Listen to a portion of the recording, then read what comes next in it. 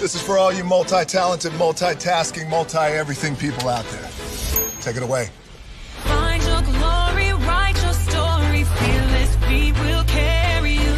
Time you own it, take your moment, be a fire burning through. Hustling from night until morning, grinding it out, it won't be long. Feel your power, it's your hour, you inspire, you are strong. Enjoy your Zoa. No applause? You're all fired.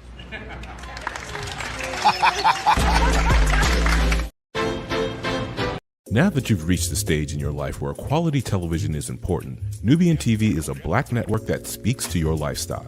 Nubian TV is the world's first digital network devoted to the upscale and political lifestyles of black people. Nubian TV's programming includes politics, travel, fashion, food, automotive, arts and culture, civil rights, music, and more. Watch now on Amazon Fire TV, Roku, or watch globally at NubianTV.net. Nubian TV, it's what you want to watch. Now that you've reached the stage in your life.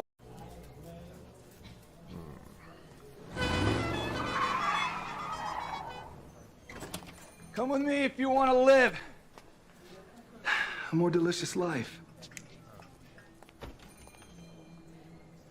Oh, maybe we should get in the van. In this world, we don't get to control much. Past, male pattern baldness. Leggies. Got one right now. The urge to pop that bubble wrap. But there is one thing we do get to choose every single day: what we eat.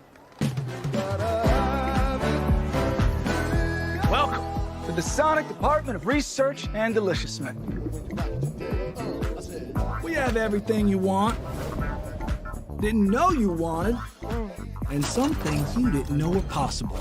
Because we believe if you're not having fun, you're not living free. So come on, let's live a little.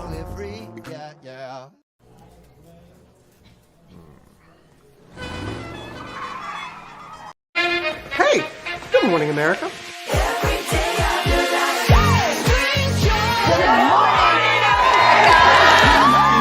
Good morning, America. Good morning, America. Good morning, America. Money! Are you ready? They are ready. Covering the biggest events in the country right now. There's a lot going on here. It's always a good time. That's what the show's about. That's good. Really good. Very good. Coming in hot, Jimmy, coming in hot. It's far from elementary. Oh. Good morning, America. I'm not going to try to strut like Michael or anything. I haven't known George a long, long time. Have you ever gotten him to dance? Look at that face. You don't just see it, you feel it. I'm in. I'm in. I'm in too. I'll be there. I am here and so happy. I'm in. I'm in too. I'm in. That tells you something when Snoop Dogg's in.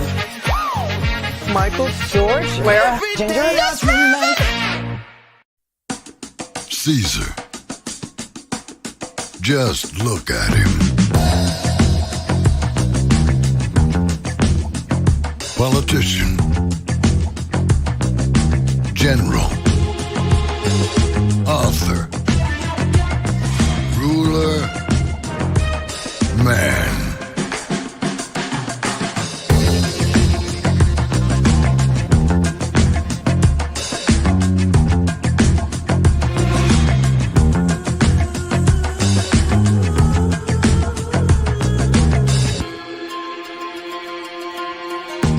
Legend has it, he's not only stared into the belly of the beast, he's had it for dinner.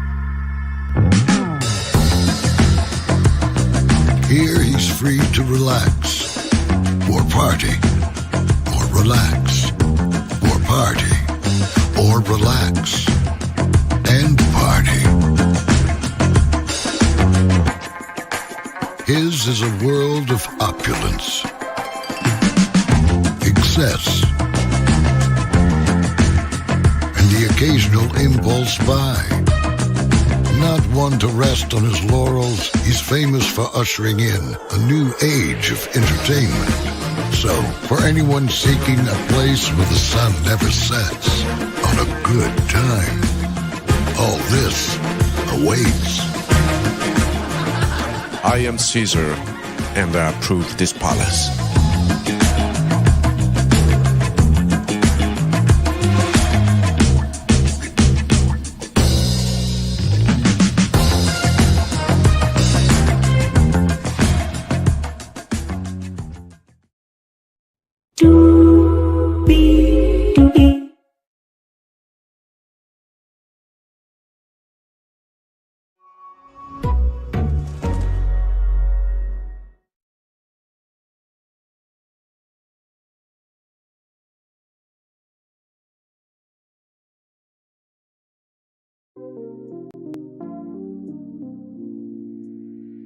Well, hello to you, and you. Welcome into another edition of Braylon Lee's Virtual Tour Live, the morning edition here at 6 minutes after 11 a.m. Glad to have all you here. We have 1, 2, 3, 4, 5, 6, 7 destinations for you this morning. Melody Shari spoke this morning, and damn it, I've been telling y'all the same mother-ucking thing. I'm gonna get into it. Then there was a dentist that did too much on the job, and no, it wasn't Dr. Heavenly this time, y'all. We'll talk about it. We'll get into it for sure. The airline industry, as y'all know, we've been covering different updates with the industry, from new seating with Delta Airlines to new classes of tickets. You know what I mean? From basic economy to economy plus. Well, there's a tip that if your flight is over a certain amount of hours, there's something that you should know about that you deserve to talk about that. Geoffrey Owens is still struggling after that viral Trader Joe's picture. We'll talk about that. Angie Stone recently went through something very sad. We'll talk about that. Hey, Miss Tyra, good to see you. Glad to have you here, my friend. Good to see you. Ashlee Braxton. Now, I saw this story over the weekend, and y'all, at 16, like, what are you doing? Right? Like, that's a little much to be accused of that. We're going to get into it finally. MississippiValleySt. You know I uplift HBCUs. You know I uplift Black entrepreneurship. You know I uplift Blackness, while also brag Blackness too. We got a lot to talk about. Higher is waiting, low is available, but either way, we are live on tour. Let me take down this iconic intro here. You see the virtual tour background. Yes, you do. You hear that virtual tour music. Yes, you do. One thing to know and two things for sure, that over here on our channel, a lot, I really do mean this, a lot happens early. Roll it. It's a new morning for America's family. Sun's coming up, so make it all that it can be. You know a lot happens early. I'm Harry Smith. I'm Julie Chen. I'm Maggie Rodriguez. Morning everywhere. Come on, get up. I'm Russ Mitchell. And I'm Dave Price. And it's a little early for this. Now this it's a new morning for America's family. Sun's coming up, so make it all that it can be. You know a lot happens early. Every day's good when you started it out right. But whenever you're in the daylight, and a lot happens early. Can you feel it? And I say, Good morning, everybody. Are you girls ready for the Jonas Brothers? We have an early show exclusive. Yes. A lot happens early. A lot happens Early. The Early Show, weekday mornings on CBS. It's a new morning. Julie Chen Moonves, you're absolutely correct, Amundo, my friend. It is a new morning. It's Russ Mitchell, Dave Price, Harry Smith, and Maggie Rodriguez. You're right on this channel. A lot happens early. Good morning, everybody. Hopefully all is well with all of you. Let's get to the game because we got 7 destinations. Count them, 7 destinations for you this morning. We're going to kick it off with Melody Shari. Now, y'all, this morning she was on, catching everybody up. Now there's $10 oil on her, 7th Avenue Beauty.net website. Now, normally it's like $39.99, but right now it's $10. So it's the closest you're gonna get to $5 oil. Yes, indeed. But she talked about I'm making my rounds. Y'all happy these YouTube streets last night. Listen, I was drinking my water, minding my Black-owned business, and being on 3 with the T last night. By the way, if you missed 3 with the T, we had a wonderful, wonderful time. We stayed up for like 5 hours, y'all. 5 hours. It was a good time. But yeah, so Melody talked about, If you are bringing toxicity to my DMs, if you are mentioning people in my chat that I don't talk about, and you know who I talk about, and y'all are surprised by all this destruction, you're getting blocked. And I'm like, good for you, because who has been telling y'all, why are y'all surprised by these bulls causing destruction? Who's been telling y'all that? Who's been saying that analogy? Who has been saying it? I want a name. This is not one of those times where I'm going to say, gee, I wonder who. No, I want a name. Y'all remember Lovecraft Country, the Book of Names? I'm going to need a name from the Book of Names. Who's been saying that to y'all? Why are y'all surprised by these bulls causing destruction? That is on her website, 7avenuebeauty.net. Hang on, I'll pull it up.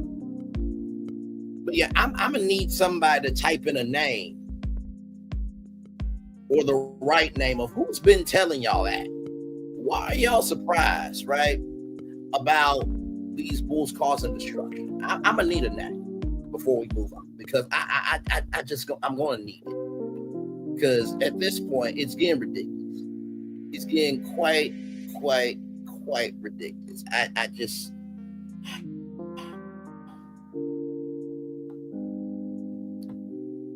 can't do it. I can't do it. I simply cannot do it.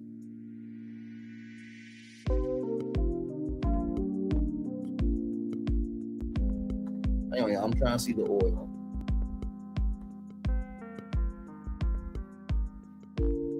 One moment here. I thought she said their website.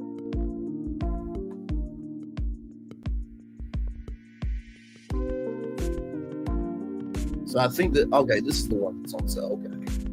So right here, it's $20 right now. $20 right now. Vegan orange burst body oil. I thought she said 10, but looks like it's 20. So this is off the website here. So I just wanted y'all to see that. But yeah, do y'all have a name in the chat? No, really, y'all ain't gonna give me the name. Y'all, so this is what we doing on the second to last day of the year. I've been telling y'all that. Damn, it's like there are some things that just get on my nerves, because it's just like when that interview came out, I'm like, yo, did y'all not see me laughing my ass off in Virtual Tour Live? Watching it live of all. Thank you, Tyra. Thank you for following the assignment, understanding and completing it. Because I'm just like, Jesus, really? Like Martell being trifling. Oh my God, Martell was trifling in the interview. Okay, we see trifling behavior before. Oh my God, Coleslaw is being disrespected and she's not standing up for herself. Okay, that's been shown in past behavior. Oh my God, y'all, there's Revenge P out here. Oh my God, that was confirmed by Tisha on Carlos King's show. But before that, the whole sector said, oh my God, Wanda doing too damn much. Are you surprised? Have you not seen past behavior? She went after a content creator's son. What? Y'all are surprised by this shit? Oh my God, the other side's being hypocritical because they wouldn't want that energy on their life and on their people's lives. Shocking. Are you surprised that they're hypocrites? Are you? Really? Are y'all really surprised about all this shit? Like, really?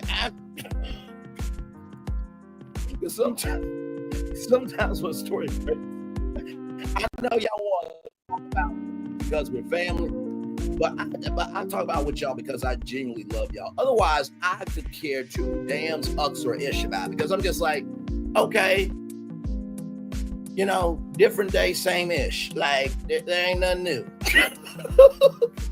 There ain't nothing new. So I am with Melody. If it's causing destruction and you know the people that's causing the destruction, why be surprised by it? Really, why be surprised by it? I'm just asking a question. Why be surprised by it? Y'all know me and Glam disagree on one thing. She believes the show is going to be renewed, and I believe it's not going to be renewed. It was to the point where Glam said, I don't want to have to apologize to Braylon.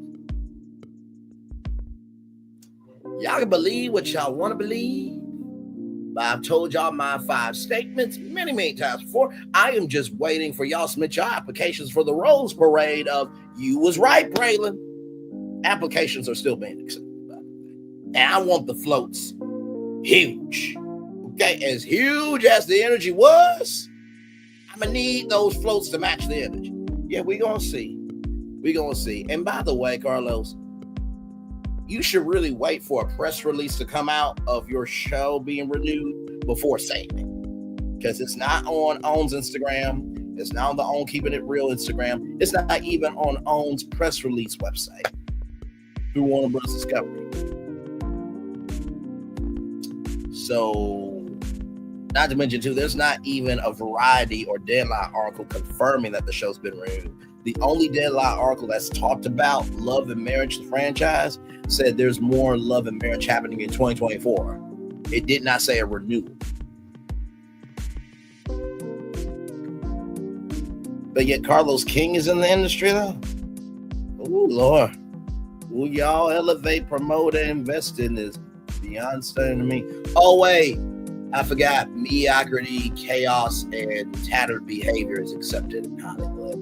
I forgot. And I guess Carlos King fits the bill. Anyway, let's roll on. I just wanted to just talk about what Melody said of why y'all being surprised. Because I say that shit all the time. All the time. So hopefully because Melody said, y'all got it now. Okay. Moving on. Because we got 7 destinations.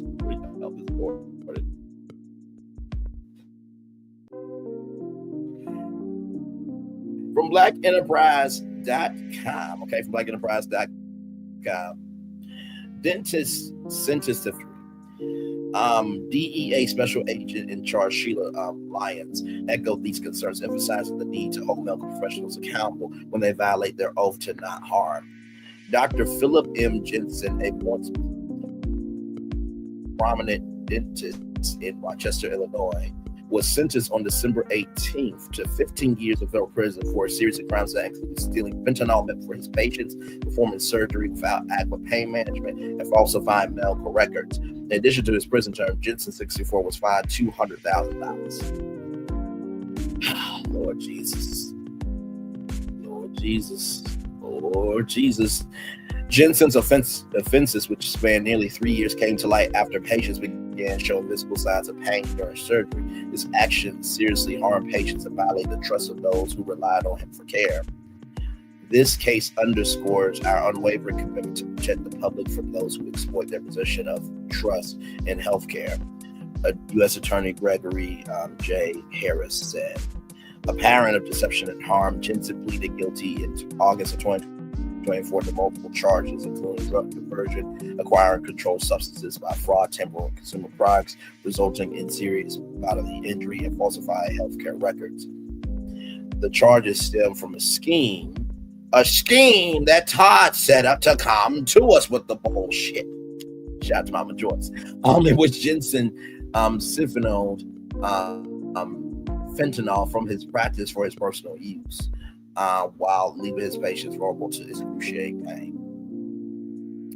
Court documents revealed that starting in December 2019, Jensen routinely removed half of the fentanyl from single-use vitals, replaced it with saline, and resealed the vials to avoid detection. The insured billers for full-strength doses pocket more than 40 grams of the opiate over time. You know, that reminds me of a person that their mama named them Gray, and allegedly the daughter snuck into the medical records and did too damn much, and that's why her ass had to get off of YouTube for falsifying healthcare records. Oh, did I say too much? Let's roll on. Anyway, where was I here? Oh, yes, the effects on his patients were devastating. Staff reported patients moaning, withering, and even waking during surgery. One mother tearfully recounted how her child described feeling everything during procedure. In one particularly harrowing account, a patient regained consciousness mid-surgery. Jensen responded by striking her with a surgical instrument and completing the operation. What the hell? First of all, listen, I'm already black, but the fact that you got the black audacity, the black poxy, and the black imagination to hurt somebody with an instrument and they're already in that vulnerable position, oh no, your ass was going to have to get whooped by something. Okay? I don't care if it was a canister of hydrogen, you know, the laughing gas, and knock your ass upside the head. You was going to get something that day. You were going to need a bill that day, not just me. It's just, no. And not to mention removing multiple teeth and reshaping her jaw while she was fully awake. A shocking betrayal of trust. At the sentencing hearing, U.S. District Judge Colleen R. Wallace rejected Jensen's defense that he was less culpable than a typical drug dealer. While a dealer provides drugs to willing participants, you dilute necessary medications without your patient's knowledge and consent. Judge Wallace said you were entrusted with your patient's well-being instead caused them unimaginable pain. If you can't trust your doctor, who can you trust? That part right there. The court also heard from more than 99 victims who described the physical and emotional scars left by Jensen's actions. 99? 99? 99? You got 99 problems, but let me tell you something. Every single one is a problem, okay? It's great lyric from Jay-Z.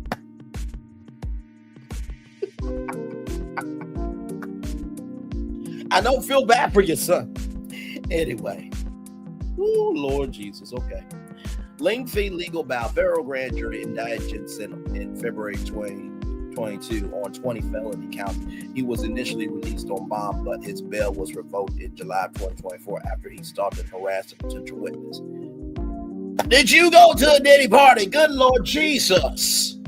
I mean, you taking drugs from your patients and using them for yourselves. I mean, Diddy did the same damn thing. Like, did he stalk the witness? You stalked the witness. Like, did you have a freak-off party too? Everybody was dental assistants. And everybody had to have an oral exam, if you know what I mean.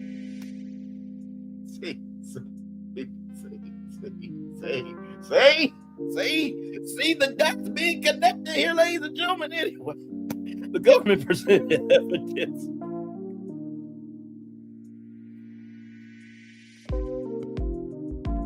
Y'all know it's the second to last day of the year. I still got to act a fool, y'all. Come on now. The government presented evidence of Jensen's history of addiction and efforts to conceal his crimes, including falsifying surgical records to show full doses of fentanyl had been administered. Judge Wallace emphasized that Jensen's crimes were egregious, knowing the financial and emotional toll on his victims. In addition to his prison sentence and fine, Jensen was ordered to repay the government for the cost of expert witnesses used in his trial.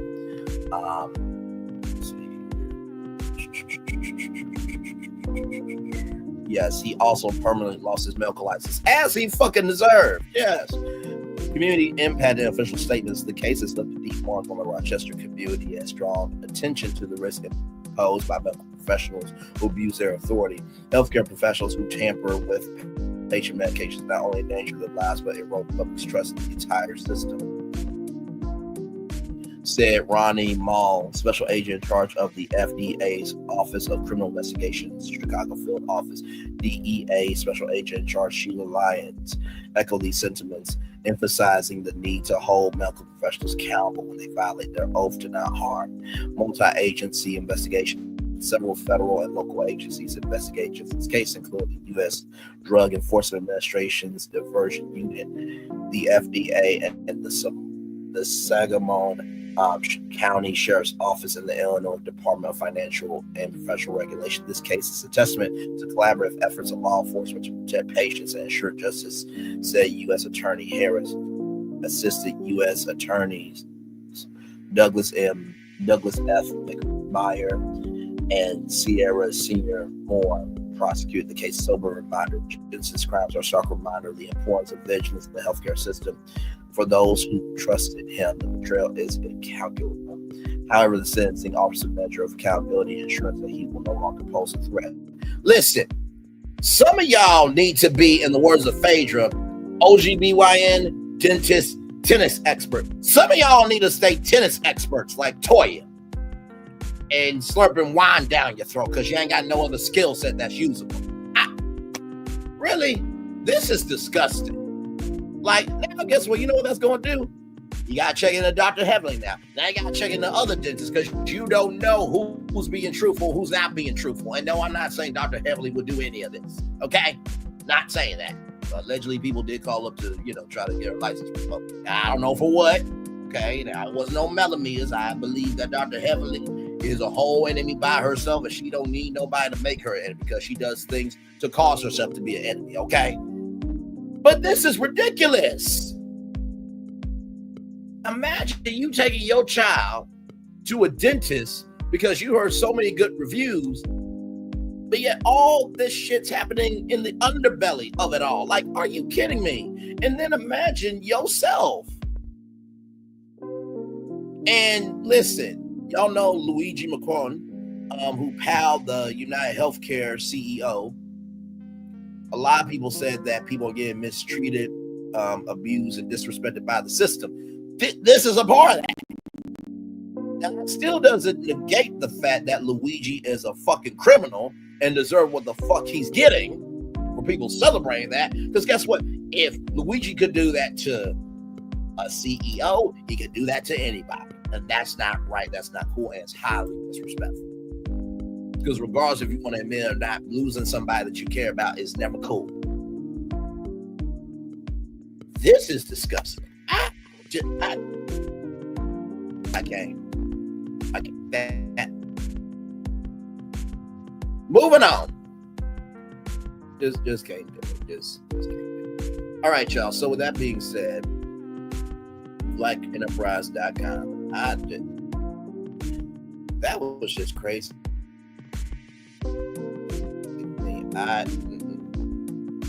That was just like I legitimately cannot do it.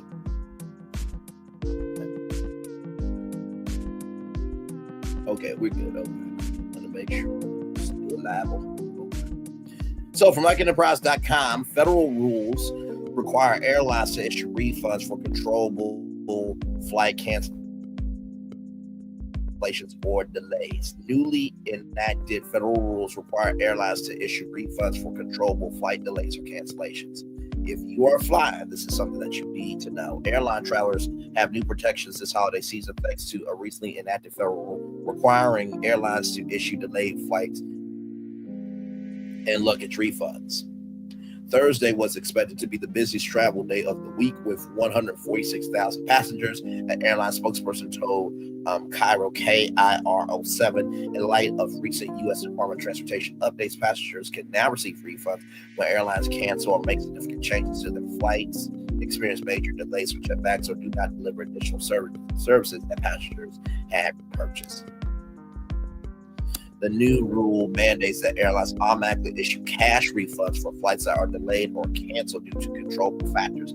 These factors include maintenance, crew problems, cabin cleaning, baggage loading, and fuel issues. However, delays and cancellations caused by weather or air traffic control flow problems do not qualify for automatic refunds. So that means if the crew is late, if they are trying to turn around the plane and they're not being on time and they're delaying it, or baggage loading that's taking a little bit longer, and fueling issues and something that's wrong with the fuselage, and just the maintenance overall.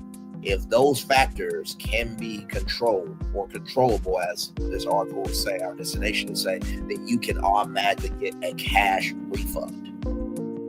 Okay? In case you did not know. Refund policies varied among airlines before the change went into effect in October. However, the new rule eliminates this inconsistency by defining a significant delay as at least 3 hours for domestic and 6 hours for international flights.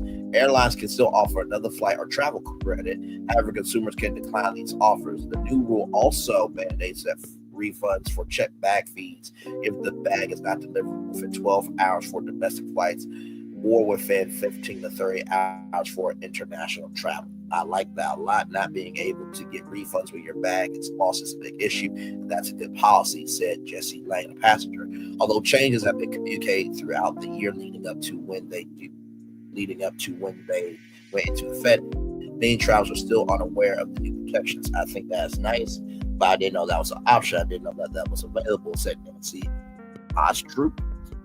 The Transportation Department requires airlines to issue automatic cash refunds within a few days for canceled flights due to controllable factors and for significant delays. The new rules define a significant delay as lasting at least 3 hours for domestic flights, 6 hours for international flights. Additionally, the new rules cover fees for services like seat selection or internet access if the airline fails to provide those services. So let's just say that you got to choose your seat in main cabin select, and you're not able to do that. That also is covered. Or if the airline fails to provide Wi-Fi because the Wi-Fi is out, then you also can get that as a fee refunded back to you. Hey, Mary White, good morning to you, my friend. Good to see you here. Glad to have you here. Yes, indeed. Yes, indeed. All right, y'all. More Virtual Joe Live coming at you right from this space right here and right now. From rollingout.com, everybody. From rollingout.com.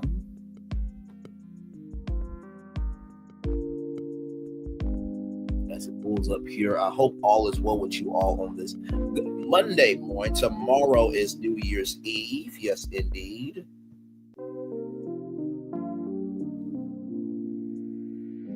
Let's see. Is it sharing? Sorry, I was just seeing if I got any notifications.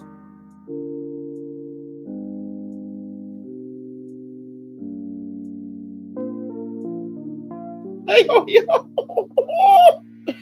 Oh, she want to play. She want to play with Bray.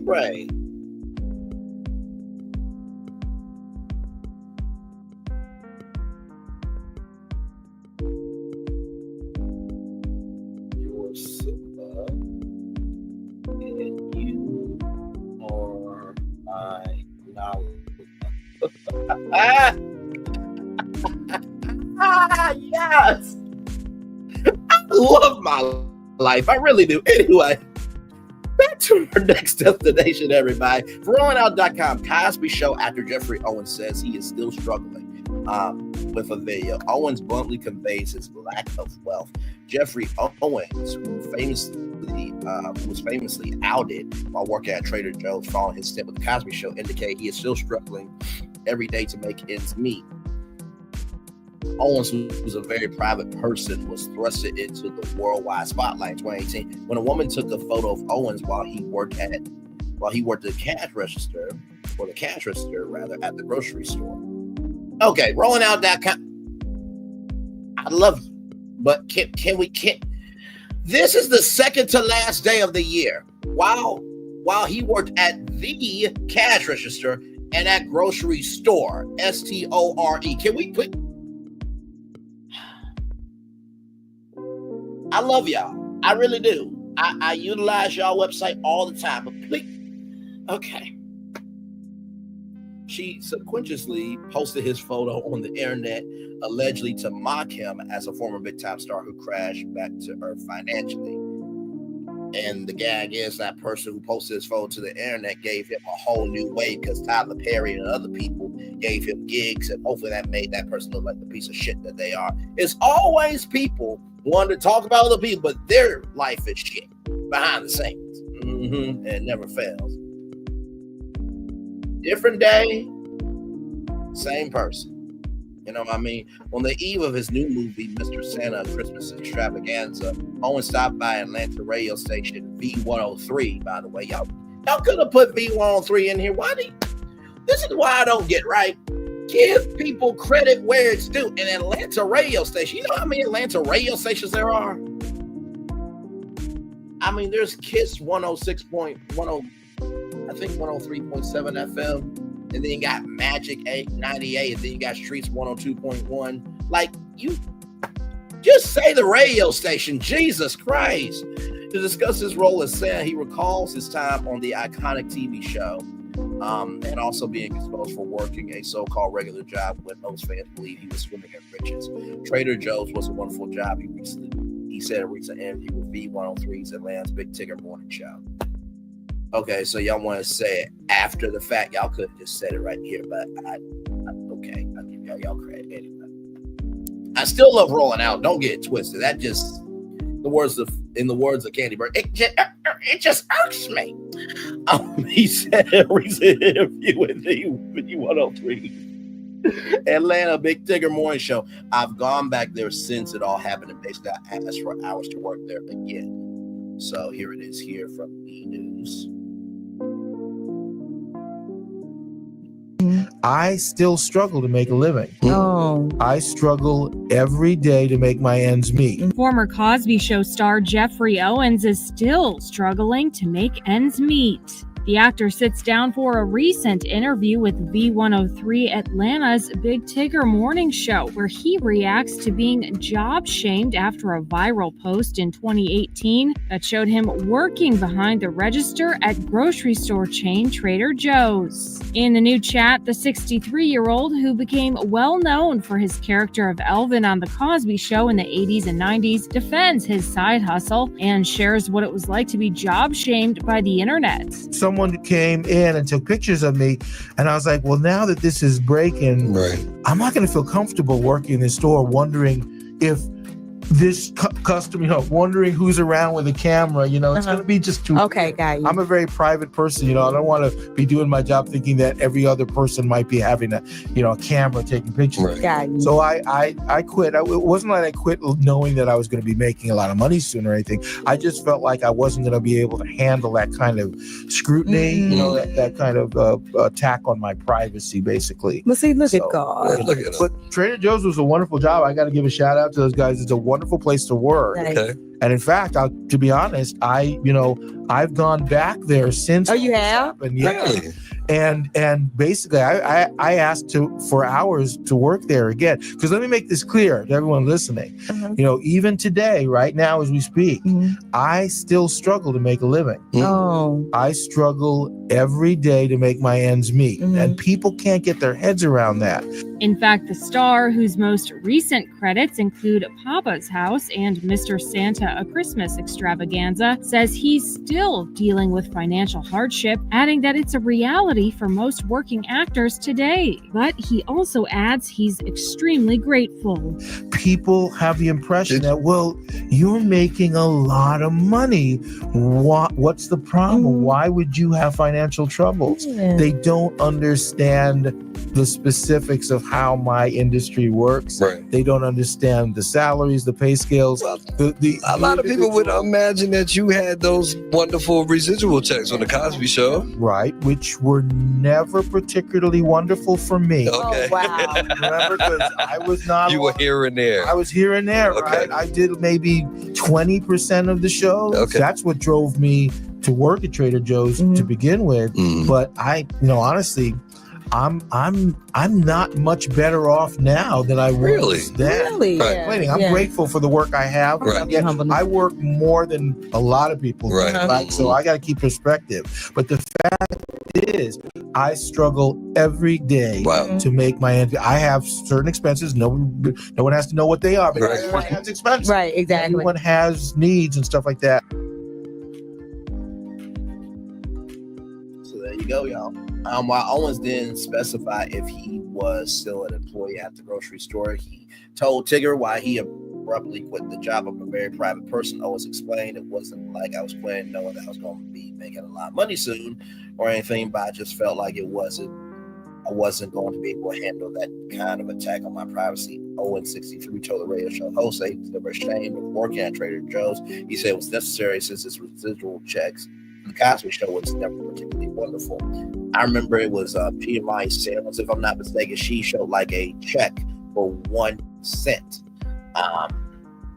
No, you know what? I think it was the guy from Abbott Elementary, some celebrity. They showed like a residual check for like 1 penny.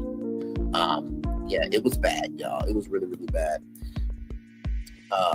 His residual checks from the Cosby Show was never particularly wonderful. As Owens explained, I did maybe 20% of the show. People have a false impression of what the average middle-class actor makes their ability to make a living in the industry. That's what drove me to work at Trader Joe's to begin with. Owens added, but honestly, I'm not much better off now. Folks believe that after the embarrassing episode 2018 with Top Hair, he hired him for recurring role. on the TV series The Half and the Half, not since financial hardships have come to an end. Owens indicated that those perceptions were wrong. Even today, right now, as we speak, I still struggle to make a living, he admitted. I struggle every day to make my ends meet. People can get their heads around that because they see me in movies. Nevertheless, Owens is not complaining about having to work side jobs as he continues to add, I'm grateful for the work I have.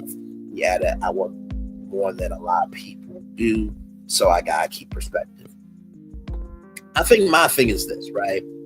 At the beginning, middle, end of the day, like Taraji P. Henson said on The Real, like, you know, you have your agency, they take a cut. Then you have your agent, they take a cut. Then you have your manager, they take a cut. Then you got to pay your glam squad, they get a cut.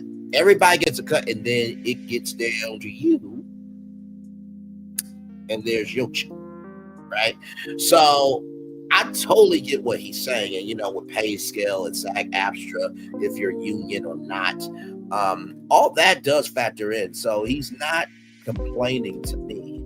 Of course, you know, people who don't have enough for their own life will feel like rather he's complaining. But in the industry, it really is a, you know, as our theme song, you know, says, it's a part of the game. You know what I mean? So I do hope that he gets better at it. I'm sure the Miss Pat show will gladly take him on. I'm sure, you know, BET, they desperately need content. I'm sure that BET deal will work out just fine. And, you know, I feel like this. If we want black media, then black media needs to invest in black people. I'm just keeping it above. You know what I mean? Like I said, with Oprah Winfrey, when she did Your Own Show, the Oprah Search for the Next TV Star, that show should come back on. And I know for some people, they're going to be like, well, Braylon, you know, everybody says it's this, that, and the third. If you at On put out opportunity saying, hey, we are going to accept 20 content creators, 10 men, 10 women. We're going to put you through different TV, radio, podcasting, whatever type of challenges we want to throw at you. And then at the end of the season, 5 men and 5 women are going to be the own content creator squad, and they receive a 2-year deal with the Oprah Winfrey Network and Warner Bros. Discovery at large to create content and $250,000 and a brand new Cadillac CT5 sedan. If you do a nice package like that, I promise you, every content creator will be sitting in their applications, even the ones that drag on. Why? Because it's an opportunity. I'm just keeping it a buck. If every network did a content creator squad competition, they could have 10 content creators in their orbit creating content. And that helps the network have new shows, that creates more ad revenue, that creates more jobs, that creates stability for the network. Like, oh my Lord Jesus. I mean, Food Network did with the next Food Network star. HGTV did with the HGTV Design Star show. Like, you know, Guy Fieri, you know, diners, drives in the nines and the grocery store games. He was on the next Food Network star. Guy Fieri. You know what he's doing now? He's got to deal with Carnival Cruise Lines. He's got Chicken Guy at Disney World. Like, y'all say there's a shortage of talent, but yet y'all are not trying to create for there not to be a shortage of talent. Like I said, the only 2 that I've seen was the NBC Universal, well, actually 3. The NBC Universal Launch Scripted Accelerator, which I told y'all about, where 5 people could receive a $20,000 development deal from NBC Universal. Then the 4. Then the Formagination contest from Real Screen, where somebody could win a $25,000 development deal, $5,000 to develop the idea further, then $20,000 from the production company. The Real Screen Summit Showdown, where somebody could win a $20,000 development deal. And then finally, this opportunity here, which I told everybody about, did a live on it, did an upload on it. I'm going to show it to you. Roll it.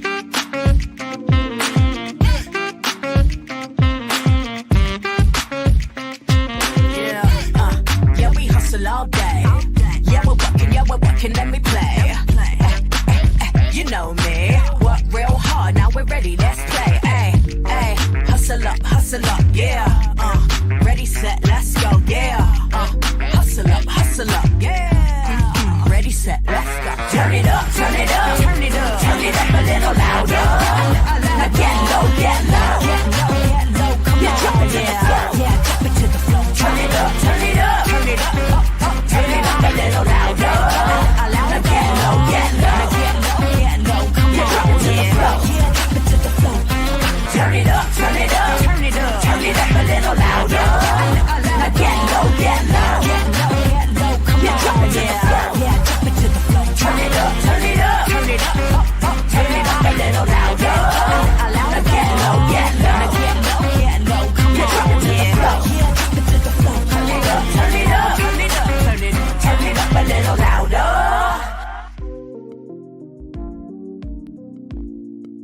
opportunity right there.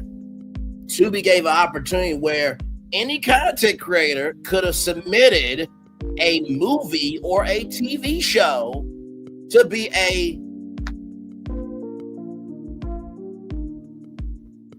this.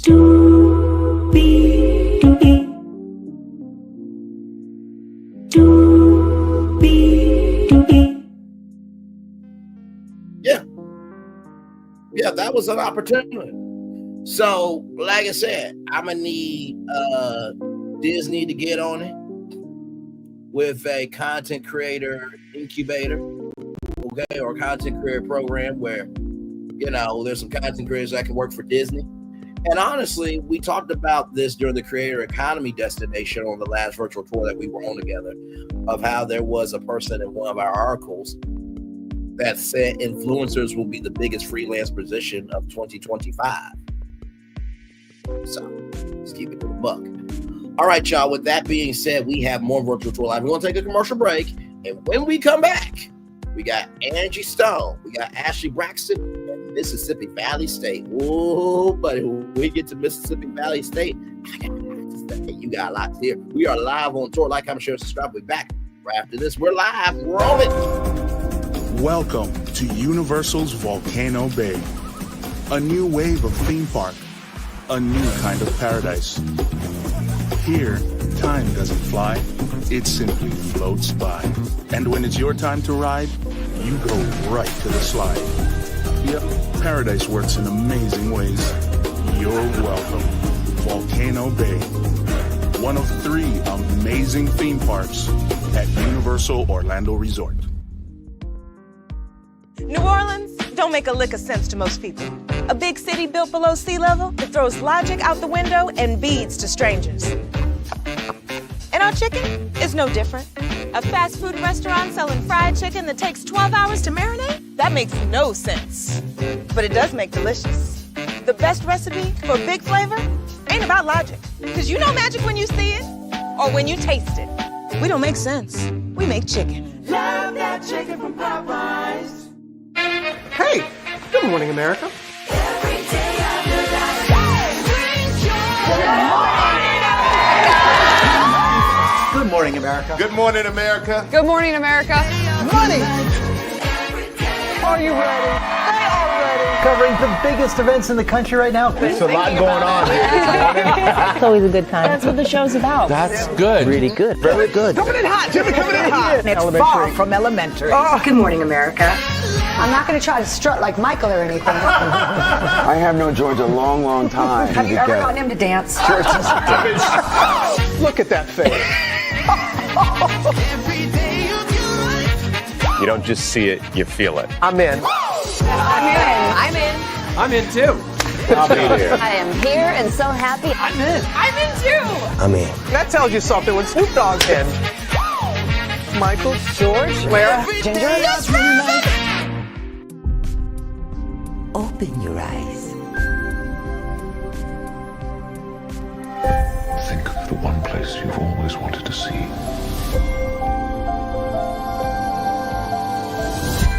This is where our magic comes from. They say if you dream a thing more than once, Please, please, please. it's sure to come true. Everything you see exists together in the great circle of life. There are stories about what happened. It's true. All of it. In every job that must be done, there is an element of fun. I told you she was tricky. Life is full of possibilities. What do you want to be remembered for? The world is in our hands, and we gotta do something with it. I just want to say a word of thanks to all the artists, the workers, and all of you. The young and the young in heart. You helped make this dream come true.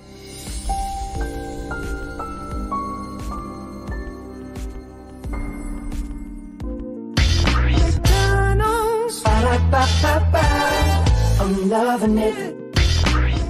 We all right back. Welcome back into Braylon Lee's virtual tour live. We are live on tour. Glad to have all of you here in the building. Good Alpha Melody, Shari, and just agreeing in the fact of y'all quit being surprised by demons being demons. Please and thank you. It's getting exhausting. Then we talked about dentists who did too much and took fentanyl that was supposed to be for his patients and got for himself, and he's been sentenced to 26 years in jail. Then we talked about the airline industry and how there is a flight over 3 hours for domestic and 6 hours for international flights, along with controllable circumstances, you can get an automatic cash refund, and your fees can be refunded to you for baggage and seat selection and for Wi-Fi. And then we just talked about Geoffrey Owens from the Cosby Show, who says that he is still to this day, not making as much money as people think. So there is that. So 4 destinations down, 3 more to go. Here we go, y'all. So this is a heartbreaking story from one of our legends, Angie Stone. Oh Lord, just we've lost too many people. Like I said, by the way, Jimmy Carter passed away at 100 years old, by the way, yesterday. So rest in peace, Jimmy Carter, and much love, prayers, and support to him and his family. He lived 100 years, and he gave everything he had. So much love to him. Here we go, y'all. Rushed to the hospital because I wasn't breathing so well. Came to find out I had what was a bacterial blood infection that I had gotten when they stuck me with the needle. It had went into my bloodstream and caused a staph infection of the blood. Now, I didn't have a clue that there was a blood infection until they rushed me into ICU. I went into ICU and I went to use the restroom and I passed out in the restroom. My oxygen went all the way down and rendered me basically unconscious. When I was rushed to the hospital, but meanwhile back at the ranch, was as I was coming through all of this, I soon found out that one of the biggest companies that I was with, Universal Music, it's the second part of the ugly truth. We began to research things to check on my royalties and my statements and things that of that nature, only to find out a lot of my publishing, a lot of my royalties, my mechanicals, they have all pretty much been stolen.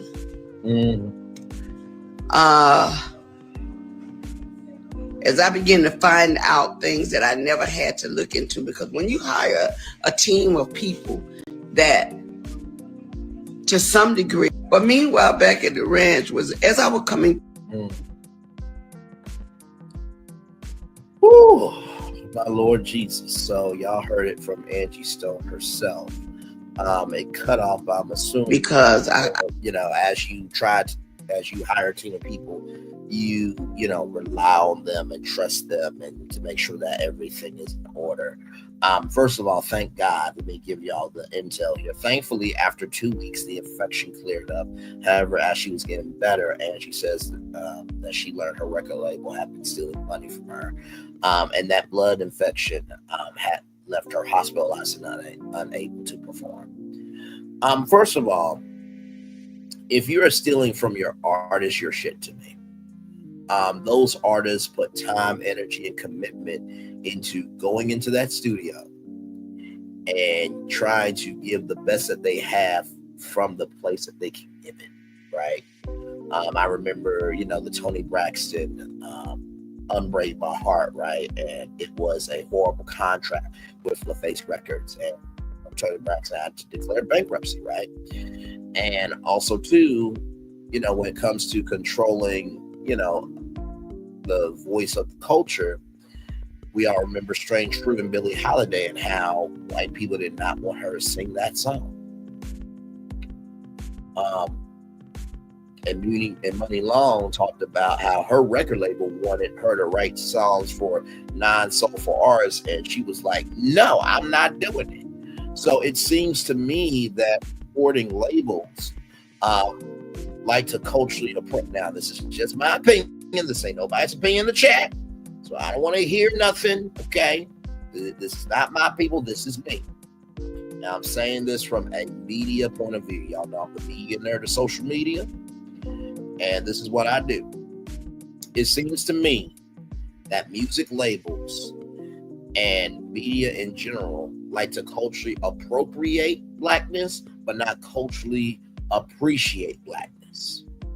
Because I've been saying this about BET for a good while. They are more about the monetization of what black looks like for ad dollars rather than making a connection to the people, the places, and the initiatives of the culture. Been saying that for a while now. That's no disrespect to BET. It is a necessary platform. There is no update on who bought BET as of yet. And like I said, BET, it could be an independent network. As you guys know, Warner Bros. Discovery spun, separated the linear networks from the studios and the streamers. If you missed that show, go to my live tab. I put all the topics in the thumbnail, so you'll be able to see Warner Bros. Discovery. And then also, too, I made a video on that. Just like NBC Universal, they spun off the networks for them to potentially be sold, but they're keeping Bravo. And at this point, I really do believe the tides are turning in black media. It's turning in media where, okay, we gotta either be full blackness and appreciate, or we are going to appropriate and monetize. That's where it is. The war of art and commerce has always been a war, but now modernization versus imagination is the crux of that. So let's get some comments here from the people. There needs to be more transparency in these music deals. I realize Laura should review everything as well, but I believe it could be drawn up and ran with hooked on phonics, alphabets, and explained in plain English language, so it's clear for all involved. And if either party violates, then to jail, period. I want to hear the rest of the Stone Publishing royalties. Your music group, what up with that? It's still sad to hear. I love Angie Stone down, one of the realest in the world. God's gonna get whoever did her wrong, starring with whoever the one made D'Angelo distances himself back in the day from the one that literally started his life. Yeah, that is true. There was a lot of people saying that she needed to distance herself from D'Angelo because they dated it. They were in a happy relationship. I hope you did your big one in her favor. Whoever stole, I hope they have uncontrollable diarrhea and the inability to stop it indefinitely. Period. And Angie doesn't bother nobody. We never seen her name wrapped up in drama or foolishness. Her music still goes so hard. Angela Laverne Brown Williamstone needs a documentary. She literally had 3-4 careers in the industry. The Sequence, Vertical Hold, Devox, not to mention her work with D'Angelo and Lenny Kravitz. This is all before her solo albums dropped. Wow, praying hands emojis, healing mercies upon her life. That's Angie Stone. Preparing hands emojis, bless you. May unexpected finances find you from all corners of the world and center and overtake you. She's 63, guys. Be kind. We are being kind for sure.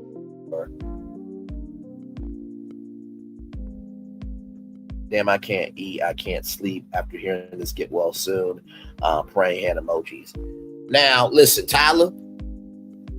I think it would be cool if Angie Stone could be a musical director at Tyler Perry Studios. You pay her a salary and let her do what she wants to do. I think that would be cool. And, you know, before anybody says, well, Tyler can't do that. Do y'all not know how big music publishing rights are? Do y'all not know all the copyright ish that we got to go through if we want to play music? That we got to take it out the stream, otherwise we don't get monetized. And creative music is barely anything. Just keeping a buck with YouTube. So if Tyler Perry has already done scripted, you know, plays and sitcoms and dramas and movies, and he's getting into the unscripted world with the Asylum Entertainment Group in a joint media venture for unscripted content, and he has to deal with Reform Media Group. Could Tyler Perry, you know, music label be a thing? And I think you can sign on Angie Stone to let her be a musical director to create original music for all of your music, for all your plays. And well, I know you don't do plays anymore, but you should still be doing plays. Even if you're not in them, you should still be writing them, because people, that's where it all started, right? But Angie Stone and other artists who are out here struggling, hustling, trying to make, who's trying to break through rather, imagine if you gave them a contract and be like, okay, we're going to publish your music through Tyler Perry Music, and it will be in anything and everything that we feel can be helpful to any project of Tyler Perry Studios, but also too, we sell our stuff to Netflix and, you know, Hulu and Max and everything else. This could be an easy solution, very easy solution. I mean, good damn BET, like you got VH1, which used to be music. You got BET, you got BET Plus, you got BET Studios. Y'all can't do BET Music and make a music label? Like, this is the thing. And I know that for some of y'all, you'll be like, well, damn, Bray, you know, you're asking a lot. No, I'm not. If you got the resources to still have this around, you can have the resources to diversify your income. Good damn. Well, Tyler Perry just do a partnership with Motown Music, and there you go. Like, the words of Candy Burst, it just irks me, because it can be all so simple. All right, y'all, next destination coming your way right from the space right here and right now. Ashlee Braxton. I wanted to bring this up right here. Ashlee Braxton, a storyteller, speaker, advocate for resilience and transformation.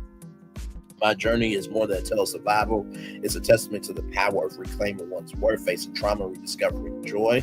Growing up, life dealt me more challenges than I could count. When I was just 6, my mother made the choice to step out of my life, leaving my sister and me with unanswered questions and a silence that echoed for years. Our story didn't stop there.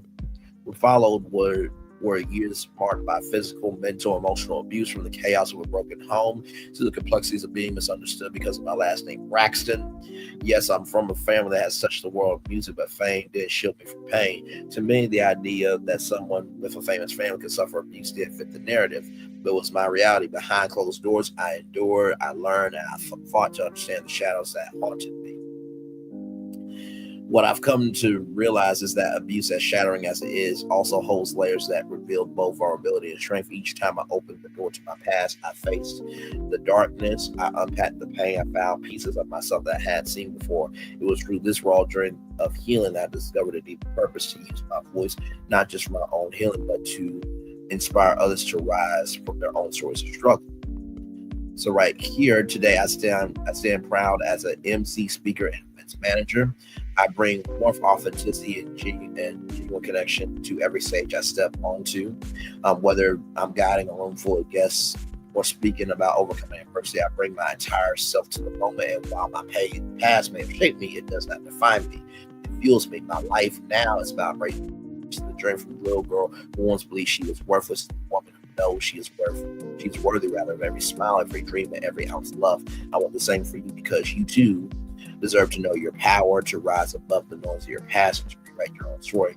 If any part of my story resonates with you, know that you're not alone. Let's connect, share, and create spaces where resilience and growth are celebrated, because this is just the beginning. And so here is her journey here. Los Angeles, 2009 to 2015. My time in Los Angeles was such a unique experience. I was working in my family's business in the music and film industry. I had the opportunity to intern at Airoscope Records, circling around each department involved in different projects and collaborations with many artists. Then I went on to be the executive assistant in time for my aunt, Ashlee Braxton. Eventually, my role evolved as a background singer, junior tour manager, PR and marketing, and celebrity management. I traveled, toured, and sang in private shows all around the world. With our family show, the Braxton Family Values, I was behind the camera and producing scenes and project coordination. Come through! Come through! Come through! See, here's the thing. I'm not mad at nepotism. I am mad at nepotism when it's not utilized. Right? When somebody just gets the position, but they don't do anything with the position. This woman has put in some work here. I like it. Paris, France, 2015 and 2020. I left Los Angeles to start a new journey in Europe. I started off as an au pair. I learned French and exchanged English with a wonderful family. For a wonderful family, right, with 3 beautiful children. Then I went on to the corporate scene, working for 2 French tech companies. Both of those companies, my roles involved executive assistant to CEO, travel and retreats coordinator, events coordinator, team leadership, hosting and leading company meetings, and all hands leadership, collaborator, company expansion, London and brand expansion, and then Barcelona, Spain. My jump to Barcelona begins my journey as an entrepreneur and creator. I allowed my creative intuition to shine and birthed light onto many projects. I created my first podcast called The Happy Choice. I developed myself as a creative director, experience creator, and photographer. I'm an actress, singer, model, performing on stage around the world, and appearing in commercials and print modeling. You don't become what you want, you become what you believe. So here she is here. She is beautiful. I definitely will say that. For sure. Have an event, book me, and then you can get her right there. Then her LinkedIn is right here. So I'm not doxing anything. Okay, this is all public information. Okay, just want y'all know that. Try my very best to be respectful. But also too, over here, what we do is we show you the behind the scenes of what can be. You know what I mean? So here it is here. This is her LinkedIn. So here it is here.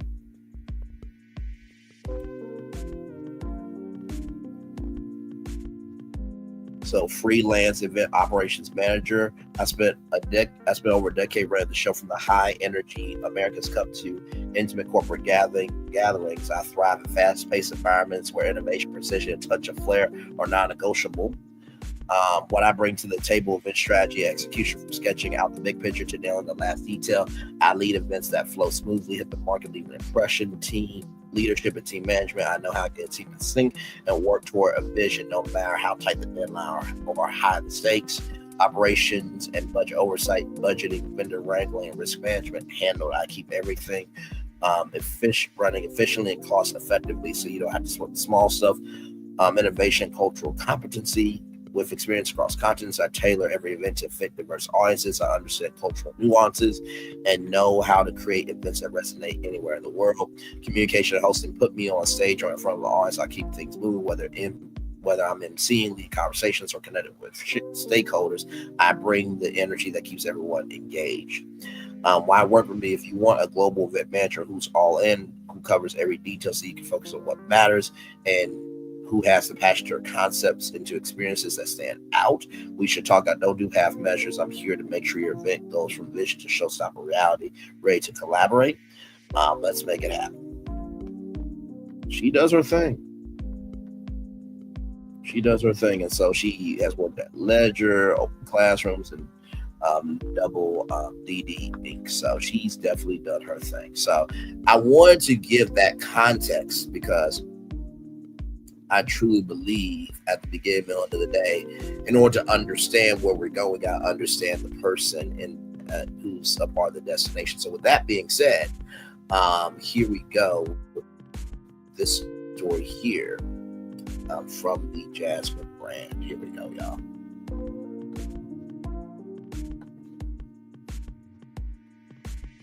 Turn this up just a little bit. Okay, here we go. Okay, so I want to tell us today, and that story is about how one of my aunts in my family do not talk to me because they think that I, at the age of 16, did something with her partner at the time. And I have been a nervous wreck to talk about something like this and to tell this story. A, because of my family. B, because I don't want people, you know, it's not to hurt people to tell my story. But at the same time, I've been working through this so much in therapy, and this is something that goes way deep to my core in terms of worthiness and how I feel about myself. And it's been such a journey. Okay, so I want to tell a story today. Nothing happened, but I'm going to try to tell the story quickly and also not name any names. And so I was with this aunt for the summer with my sister, and I can't remember how much time had passed since we were there in the summer for a little bit of time to when we got home. And when I think it was my stepmother was going through my phone and she found this conversation, this sort of conversation.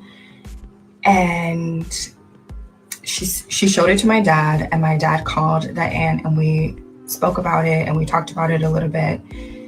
And I remember just a lot of emotions, just a lot going on. I was 16 at the time and I'm 32 now. I had to think about it. I'm 32 now.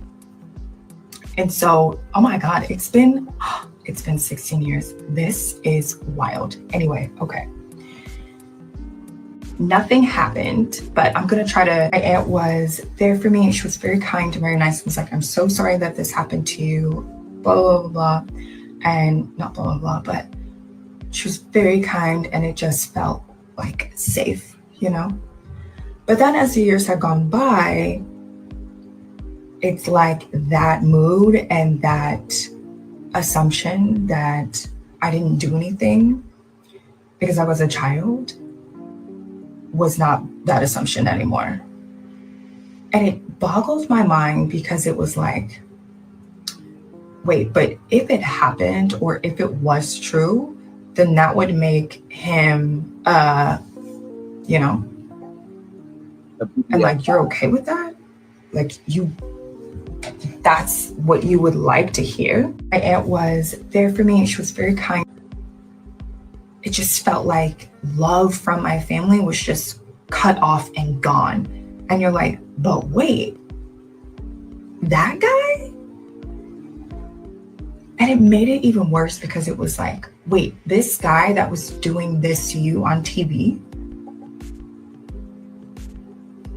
And like, it's kind of cohorts in the same spirit of what was happening. Not in the same cohorts, in the same spirit, but like, you know?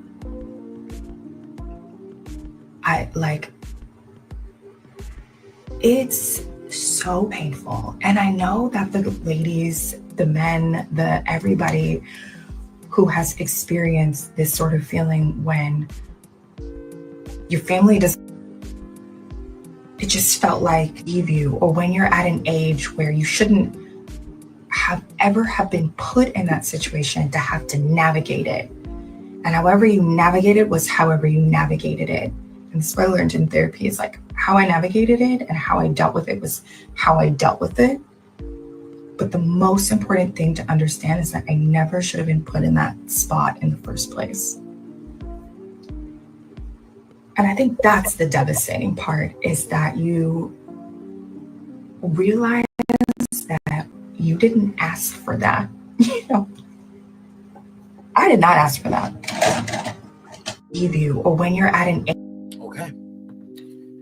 So that was a lot. So it says here,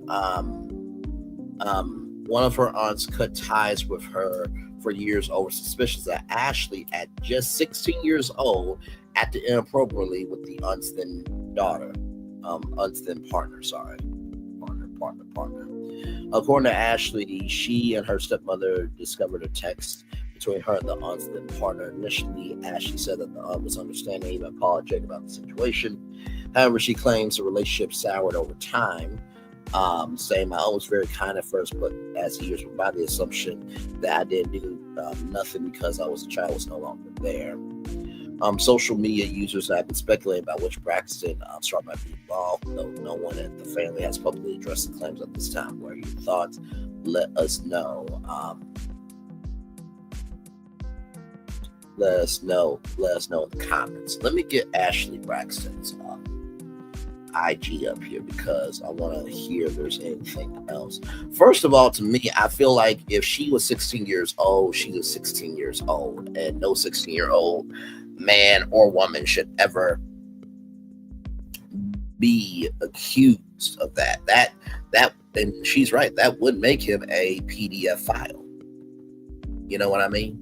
I don't know which aunt, because when that was said, right?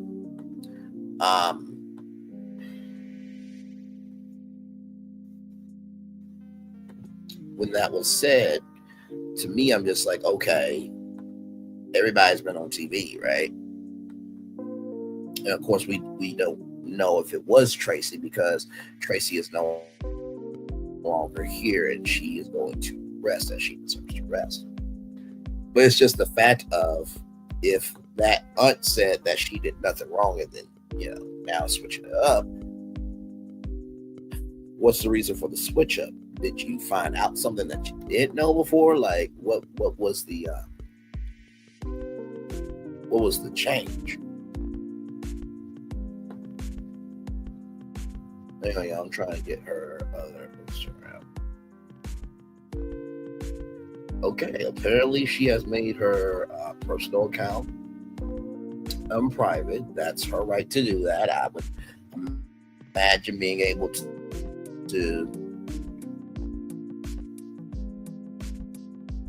give a story like this. You know what I mean? So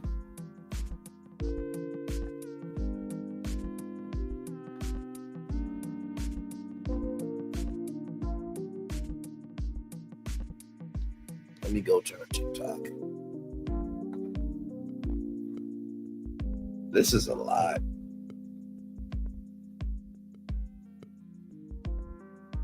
I'm trying to see if there's anything else that she had to say. All right. Because whenever you're doing any story of this magnitude, you want to give love, grace, and space to, because this does impact me.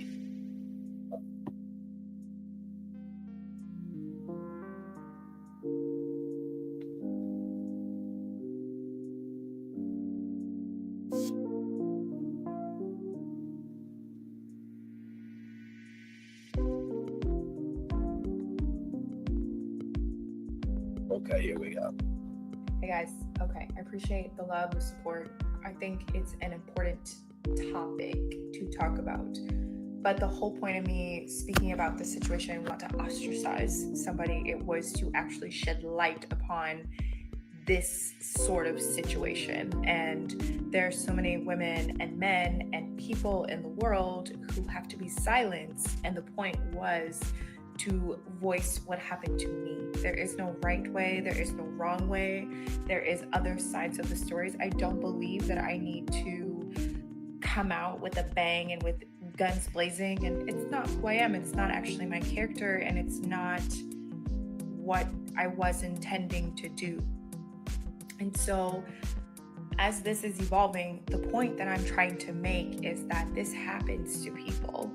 And people who are silenced should not be silenced, and you should not have to not talk about things that you have gone through. If you've gone through, your story is your story, no matter what.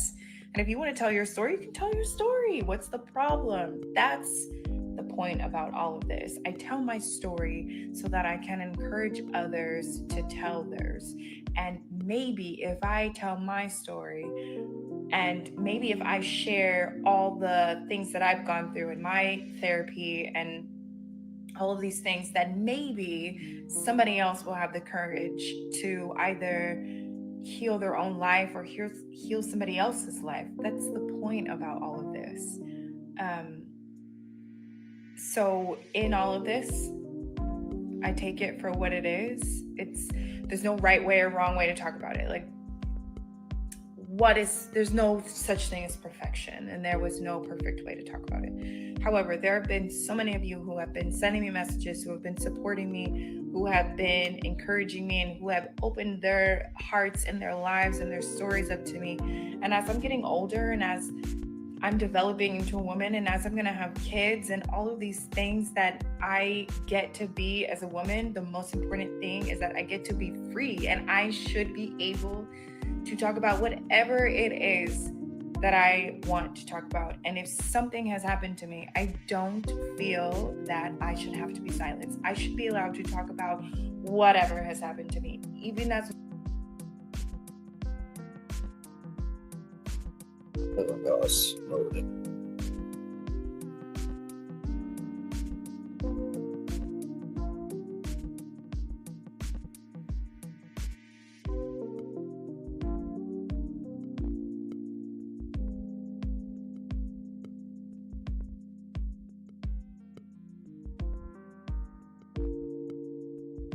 unfortunate as it is, it happened. And that's the reality. And I don't like living in a space and place where I don't get to accept my reality and I don't get to evolve as a person. So as I'm telling this story, I just really, truly hope that if you are someone out there and if you have felt this pain or you understand where I'm coming from, that you find the courage to find healing for you, because you're worthy, you deserve it, you're amazing, you're awesome, and you're beautiful. And that's literally it. It's not about who I'm talking about. The point that I'm trying to say is that if this has happened to you, please heal. And I've found my healing and I'm grateful for it. And if I can talk about it and help spread awareness, and if this is the way that the awareness is going to be spread, then let it be spread. So thank you, everybody. I appreciate it. And I hope that you find the empathy that's needed to talk about these sorts of things. And if this has happened to you, I'm so sorry. In all areas and in all aspects of the situation, if this has happened to you, I am so sorry. But I just want to be able to talk about things that have happened to me and be free to express who I am and what I've gone through. And if I can share my story and encourage people, that's all I want to do. Okay? So, everyone, happy holidays. Have a good day. And thank you all for supporting me. And even if you don't support me, it's okay. We appreciate you too, because that's life. Anyway, thank you. Ciao. Hey guys, okay, So she's got part 1 here, and then she has part 2 here. Right here, I feel that this was Gabe sending you your prayers. Brown Sugar Babe, I was thinking that as well with Trina, right? Now, of course, we don't know who is the person, who's the aunt. But I was thinking that, right? Because I'm like, okay, well, I was kind of thinking about, Tracy, but then I'm like, no, Tracy wouldn't put up with that shit. So then I thought about, Gabe, but Gabe is no longer here. He passed away due to cancer. So is it Gabe or Tawanda's ex-husband? I don't think that's going to be revealed at all. Just to keep it a buck with you. And to We TV, I'm gonna just say this right now. Do not, under any circumstances, be Carlos King. I'm gonna say that 2 more times. Under any circumstances, do not be Carlos King with TV. Under any circumstances, do not be Carlos King. This is a legitimate storyline because it is Ashley's story, but this needs to stay on social media. Because the first season of the Braxtons was already a struggle enough of people was not going to watch it because Tracy was no longer here, and people felt that the family was exploiting Tracy. But in the same token of that, we did get to see Tracy as she was going through her journey. And it really, I think, has shifted the family in such a way that the healing is still going. We got to see Kevin Jr., trying to grow up as a man, going through a divorce, losing, visitation rights to see his son. Do not bring this to the next season of the Braxtons, please. We already got enough shit going on with Love and Marriage Huntsville. I do not need the Braxtons' legacy to be this. Like I said, whoever it was, whichever aunt it wasn't cool. If you understood back then that she was 16 and you accepted it, then that's what it needs to be, because I am sure when you were 16, there were things that happened to you. So I don't want to hear, I don't know, I hear Gabe. I don't want to ever speak ill of the departed, but truth has no expiration date. She should have been protected and supported, and wonder why some choose not to speak up. How about let's hear of our ears, pray for healing, get back to what 2025 is about to introduce us to. We have people telling or hiding their stories from us because lack of humanity, judgment, and basic understanding. She was 16 years old. It's like choose to keep it quiet or allow this to ill you slowly or cleanse the air or let the air cleanse the heart towards freedom. Predatory behavior is like wildfire that no one wants to address until things become deadly. Report these kinds of people longer festers or continues your held hostage to the figure of why. That's unfortunate. I pray for your healing. Thank you for sharing your story. This is not your fault. This was not your fault, right? No matter what it looks like, God's the ultimate judge, and Jesus will always be your best defense attorney. I like that analogy right there. We all must answer his call without any choice to account for what we did and not what somebody does or did to us. Happy healing, and may God bless you. I'm going to like that comment because I fully agree with that.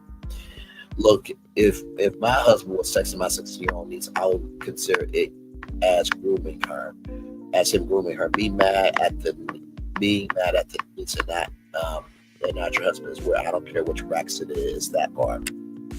People say keep it private, but isn't that why families are so dysfunctional? Because things are kept private. More people are more worried about embarrassment than kids being abused. I fully agree. Let the plane. Sheesh.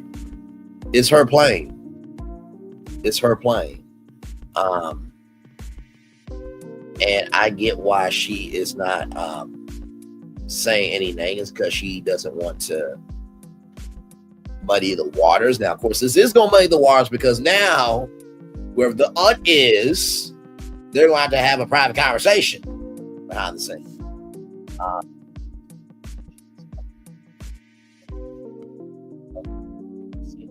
You come from this family, you have to hover. They're saying it's Trina and Gabe on TikTok. I can totally see that. Whoever is under this post saying they would cut ties with her too. You are the reason things like this happen in families. Everything isn't always meant to stay within the family. Her speaking out could save someone's life, regardless if it's 1 year or 16 years later. That part. Child, talk to God, not us.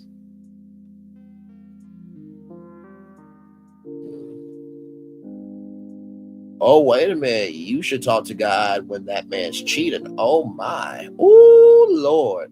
Yes, he is the adult. He's definitely at fault. No excuses. I wish celebrities and celebrity-adjacent people felt less of the need to tell us their business. As a mother of a 16-year-old daughter, I protect my child, report his behavior, recall him now in the presence of the family, and my family didn't respond appropriately in communication with my family, but I definitely wouldn't be quiet about it. Dang, she could be Tawana's daughter. Yeah, I do see that. Let's stay focused on the Orange Man coming around too in less than a month. I fully agree. I'd be so disappointed in women sometimes. Y'all so quick for men to prove that you'll blame a child and explain men's predatory behavior every chance you get. Yeah. So prayers up to Ashlee Braxton. It does say here that and now she's planning to return to the U.S. to address the issue head on. Now we don't know if that's going to be on the Braxtons, or we don't know if she's going to just talk to them privately. If she's going to return to the U.S. to have a real conversation about it, but it's going to be a lot developing for sure.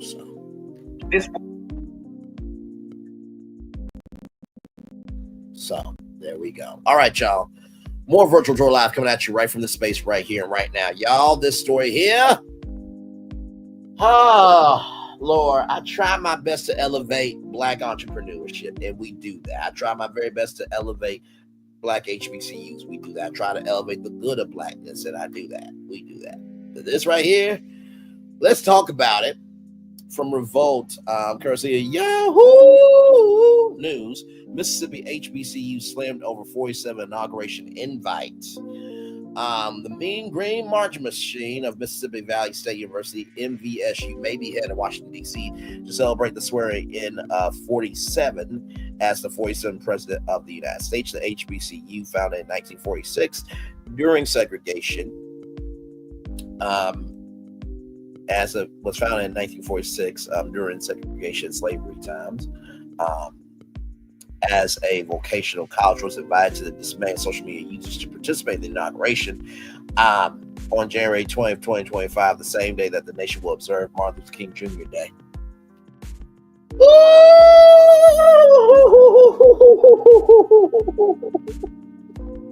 No, I can't. I won't. I don't have the space for it. Oh, my Lord. Let's continue. The Southern Institution expressed its intention to fulfill band dues as a part of the inaugural parade when they launched a GoFundMe seeking $13,000 to assist with travel expenses from Itabena, Mississippi. I never heard of that before. No disrespect to y'all.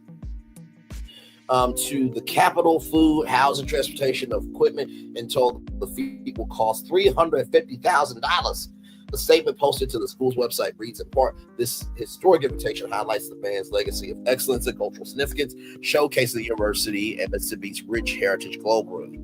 This invitation continues MVSU tradition of groundbreaking national performances. In 1965, the band became the first historical Black college or university HBCU to march in the Turn the Roses Parade, the Rose Parade that happens every New Year's Day. They returned to Pasadena in 1968 and performed at President Richard Nixon's inaugural parade on January 20th, 1969. And President Nixon was a crook, even though he said he was not a crook. Birds of a feather flock together. These milestones represent the band's enduring legacy as cultural ambassadors for Mississippi and the HBCU community. Dr. Gerald Briggs, MVSU president, knowing that this is not just a moment of pride for our university, but the entire state of Mississippi. It's an opportunity to showcase our legacy, celebrate our culture, and invest in the future leaders of our community.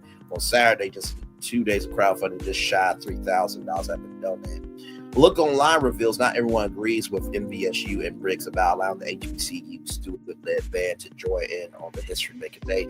Hordes of people have instead advised the institution to forego participating in 47's return to office. The businessman has faced criticism for the politics, which includes its massive deportation plans targeting immigrants living in the country illegally, and it expresses desire to eliminate the Department of Education. That's where I have a problem. You're an HBCU, and HBCUs get historically underfunded. Now, 47 did do some funding for HBCUs, and so did, President Obama and President Joe Biden and Vice President Kamala Harris. And you have the Thurgood Marshall Fund, you have UNICEF, you have other, foundations like the Tom Jordan Foundation, raising money for HBCUs. But why are y'all trying to march in a parade for a president that can eliminate the Department of Education, which means that Mississippi Valley State University could not be a HBCU anymore because he wants to cut off funding for colleges and for elementary, middle school, and high schools and vocational schools. Okay, let's roll on. In 2017, when the president-elect was the first inaugurated, several celebrities received invitations to join for the occasion. Among those who turned down the offer were Celine Dion, George Lopez, and Elton John, to name a few. See what opposers are now saying in the tweets below. Will someone tell Mississippi Valley State University that this is not the time to accept the invitation to march in a parade to celebrate a man that will do everything in his power to ruin HBCUs? Do not obey in advance. Mississippi Valley State, please say no. Y'all can't be serious. A HBCU asking for a $350,000 donation for the band to perform for 47. A HBCU band performing at 47's inauguration on MLK's birthday. At that, gonna look like some tap dancing ends entertaining white folks to me. Now another HBCU band slated for 47's inauguration. It's Talladega College all over again. This should be a hard no. Why would you have your students out there high stepping for 47?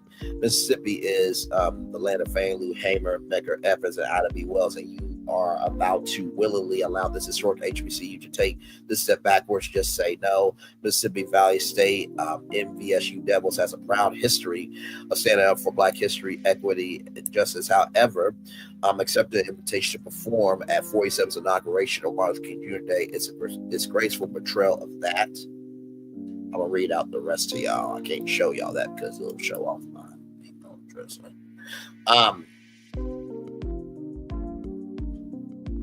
hang on, y'all.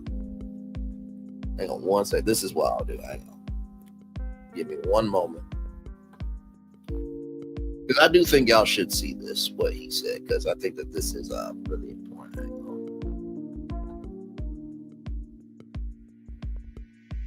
on. Edit. One moment, y'all.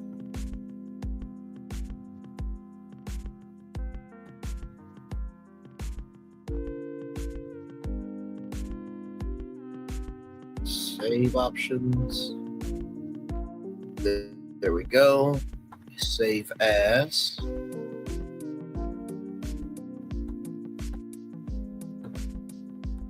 Then I will go to Facebook to upload it here.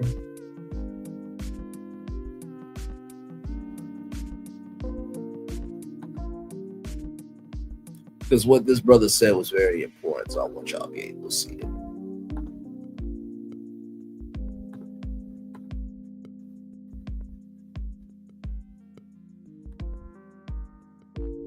Okay, here we go.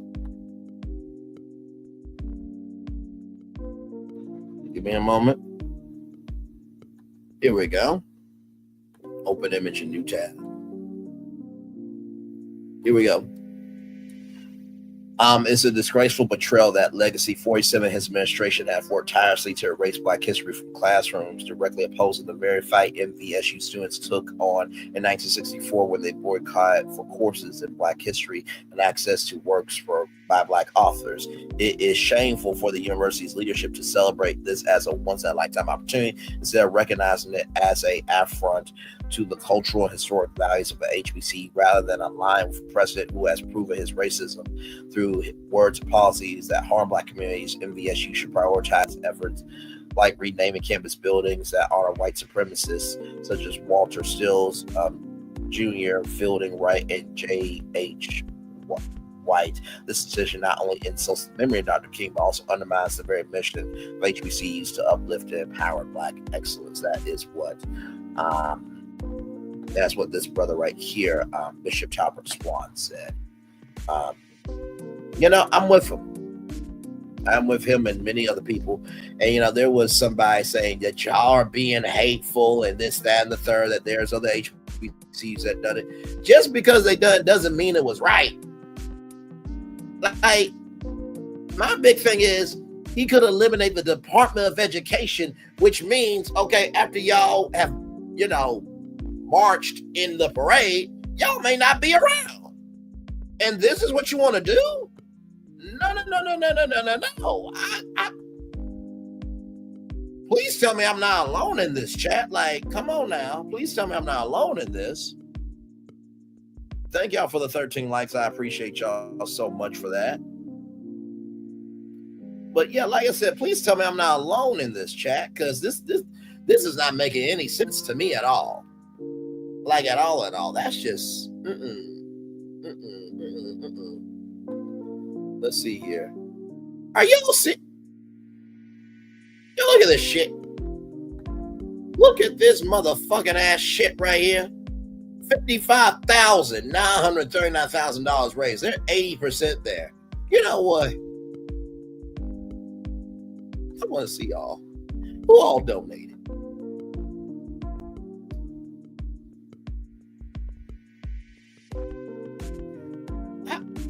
I swear to God.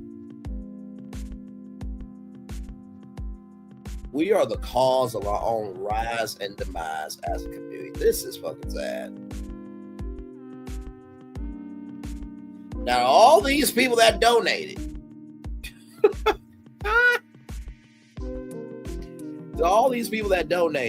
if 47 gets rid of the Department of Education, are y'all gonna feel good about what y'all donated?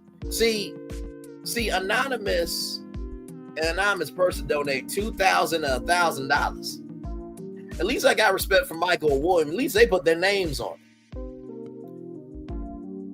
This is just sad. I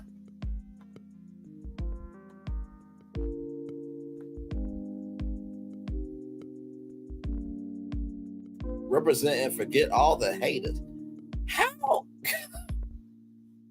How are we hating? This university may not be around because he wants to call the Department of Education.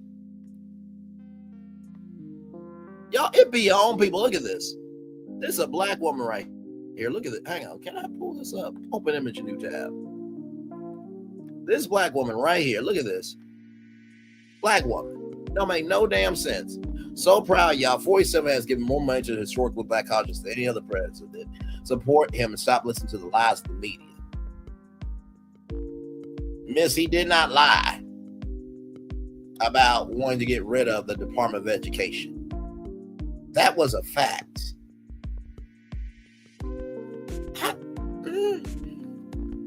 Okay. Y'all enjoy yourselves.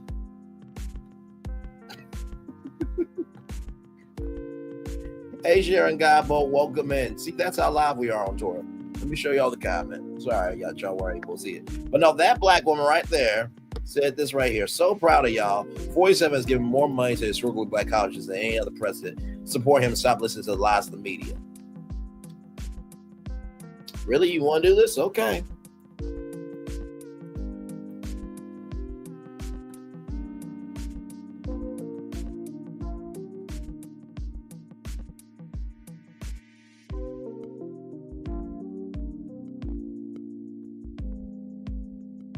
Let me bring it up since, you know, the media is lying and shit.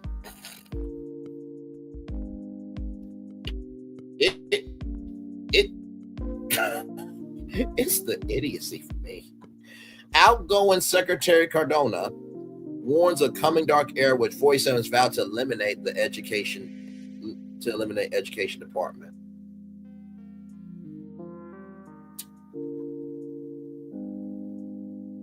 Right here's our article.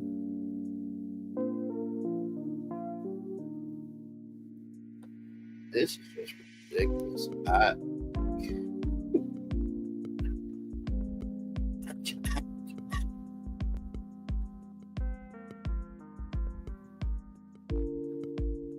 don't get it.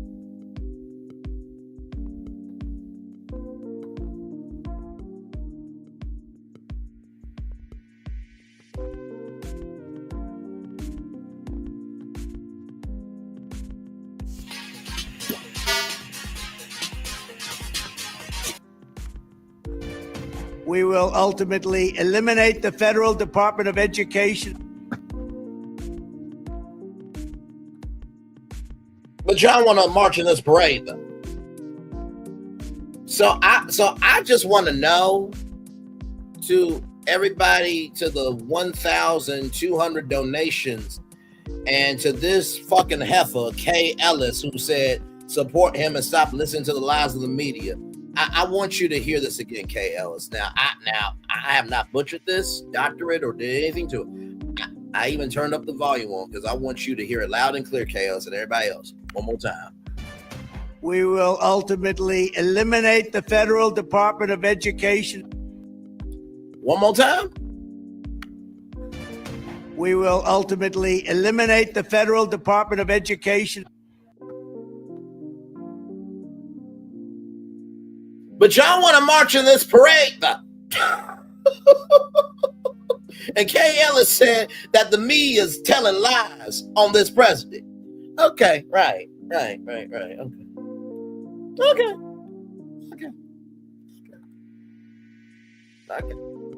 All right. It is what it is, y'all. And speaking of different news stories and things of that energy, just want to show y'all this because this was some breaking news that brought me some great joy. On the second to last day of the year, right here from Reuters, 47 loses appeal of E. Jean Carroll's $5 million defamation sexual assault verdict. So Federal Appeals Court on Monday upheld a $5 million verdict that E. Jean Carroll won against 47 when a jury found the U.S. President-elect liable for sexually abusing and then later defaming the former magazine columnist. Now, even though he was not convicted of rape, the claims was substantially true, according to a federal U.S. judge. So while he was not convicted on rape, the claims from E.G. Carroll was substantially true, and that was said by a U.S. federal judge, which means that ABC News should not have to pay $15 million fucking damn dollars. But yet, once again, to Kay Ellis and to the 1,200 donations that donated to MississippiValleySt University for them to march in the parade. And he disrespected the King family by calling somebody, I think it was that guy, Mark somebody from South Carolina that did too damn much. He said that he was MLK. But once again, I'm gonna repeat this 2 more times for y'all, for everybody saying, oh, they should march in the parade. We will ultimately eliminate the Federal Department of Education. One more time. We will ultimately eliminate the Federal Department of Education.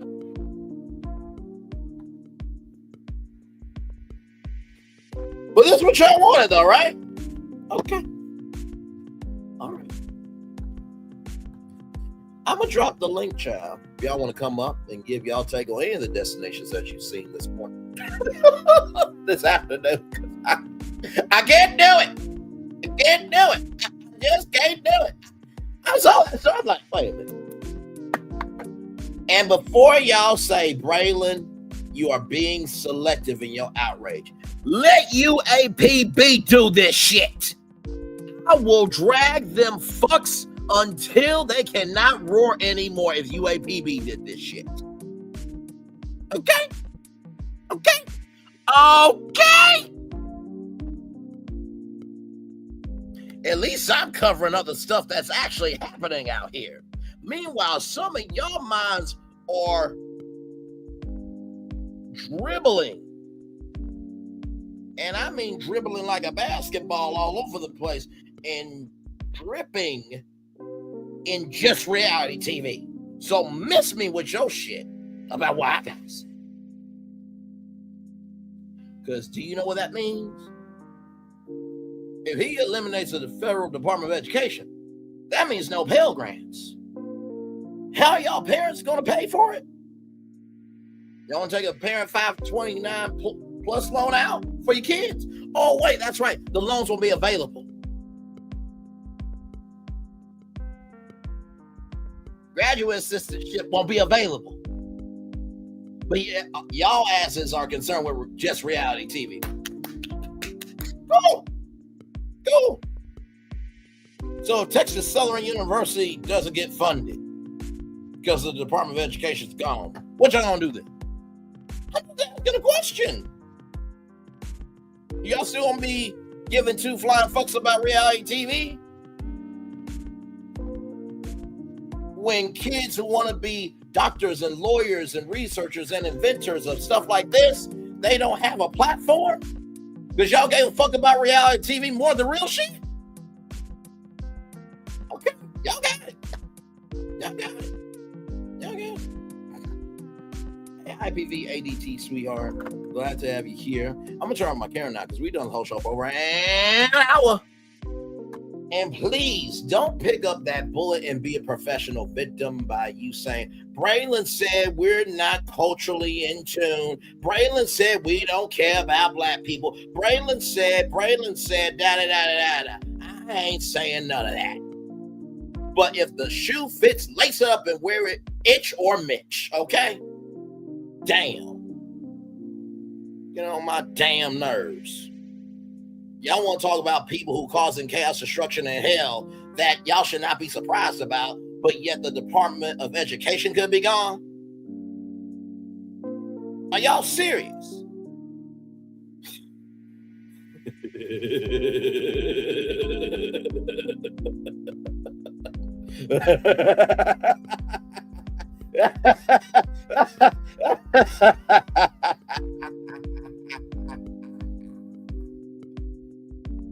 Okay, y'all got it. Y'all doing all right in the chat?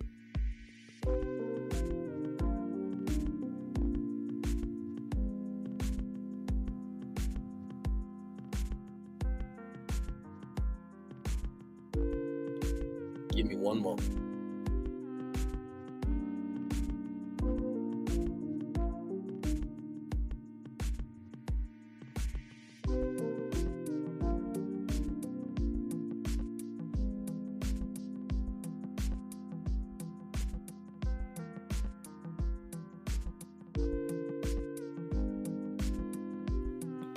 So yes, indeed. I had to get that out.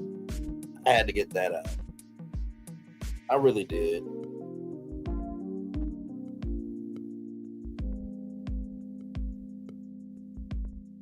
I had to because I'm like, I can't do this. Like, Jesus be offense.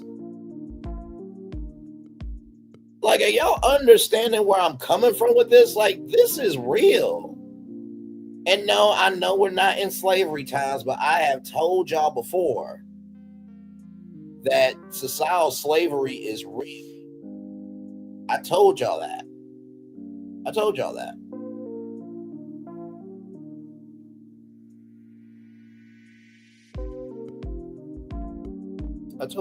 Societal slavery is real. And guess what? You can be asleep if you want to. I'm wide awake. Let me pin this link here if y'all want to come up real quick.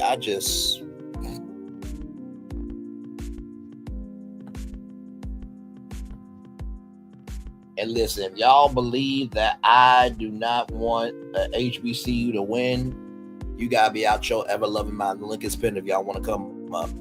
I want all HBCUs to win, but this is not the way to do it. And yes, if I was the president of Mississippi Valley State University, we would not be going. Sure the fuck would not. I would not give two damn ucks or ish about what Mississippi would have to say, about what the nation would have to say, about the world would have to say. I would not give a damn. What happened to standing? If you don't stand for something, you'll fall for anything. What happened to that shit? Can anybody answer me that? What happened to that? Because sometimes I look out here, I'm like, so is it just me that's seeing this shit? Is it just me that's up? Is it me that's just moving about the country that something just ain't right?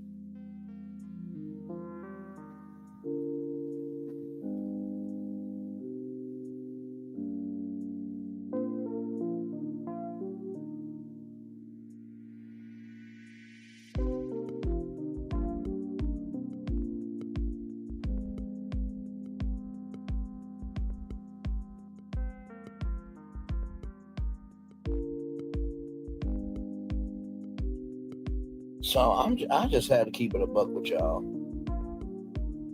And here's the gag. I still love y'all.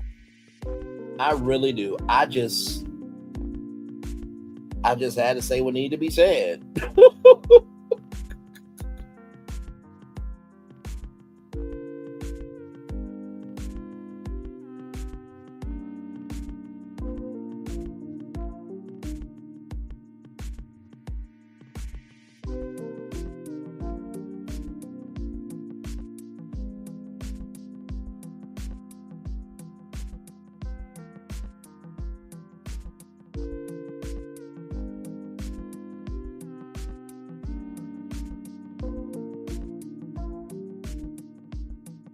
I just had to say what needed to be said.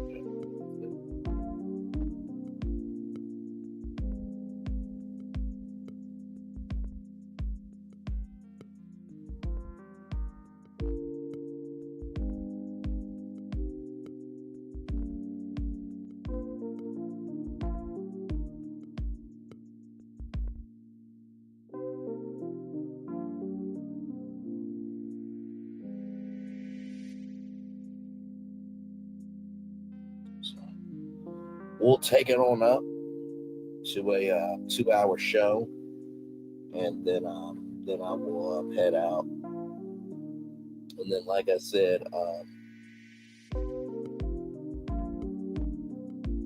tonight, probably around maybe 7 o'clock. Probably tonight around 7 o'clock. Tune in for Virtual Tour Live, where we will be reviewing Potomac tonight. So we'll be doing episode 10 tonight. So I know it's usually 6, but I got going to take out some me time today.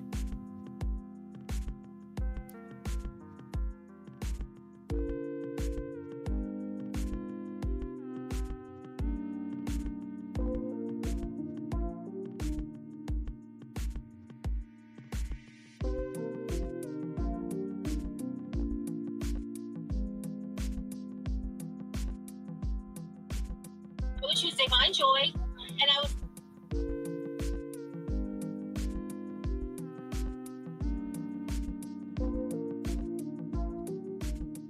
So yeah.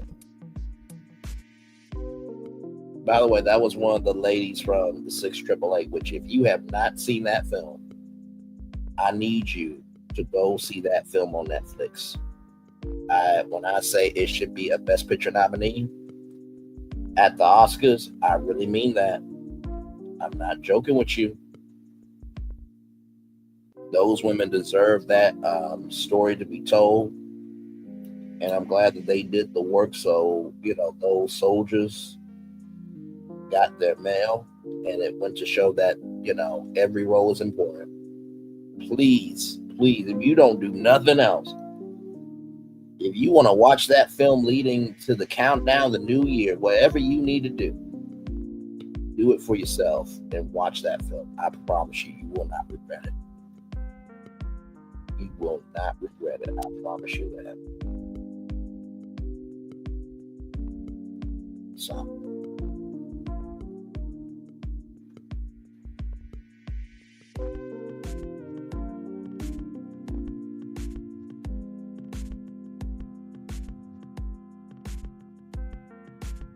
Yes, it did.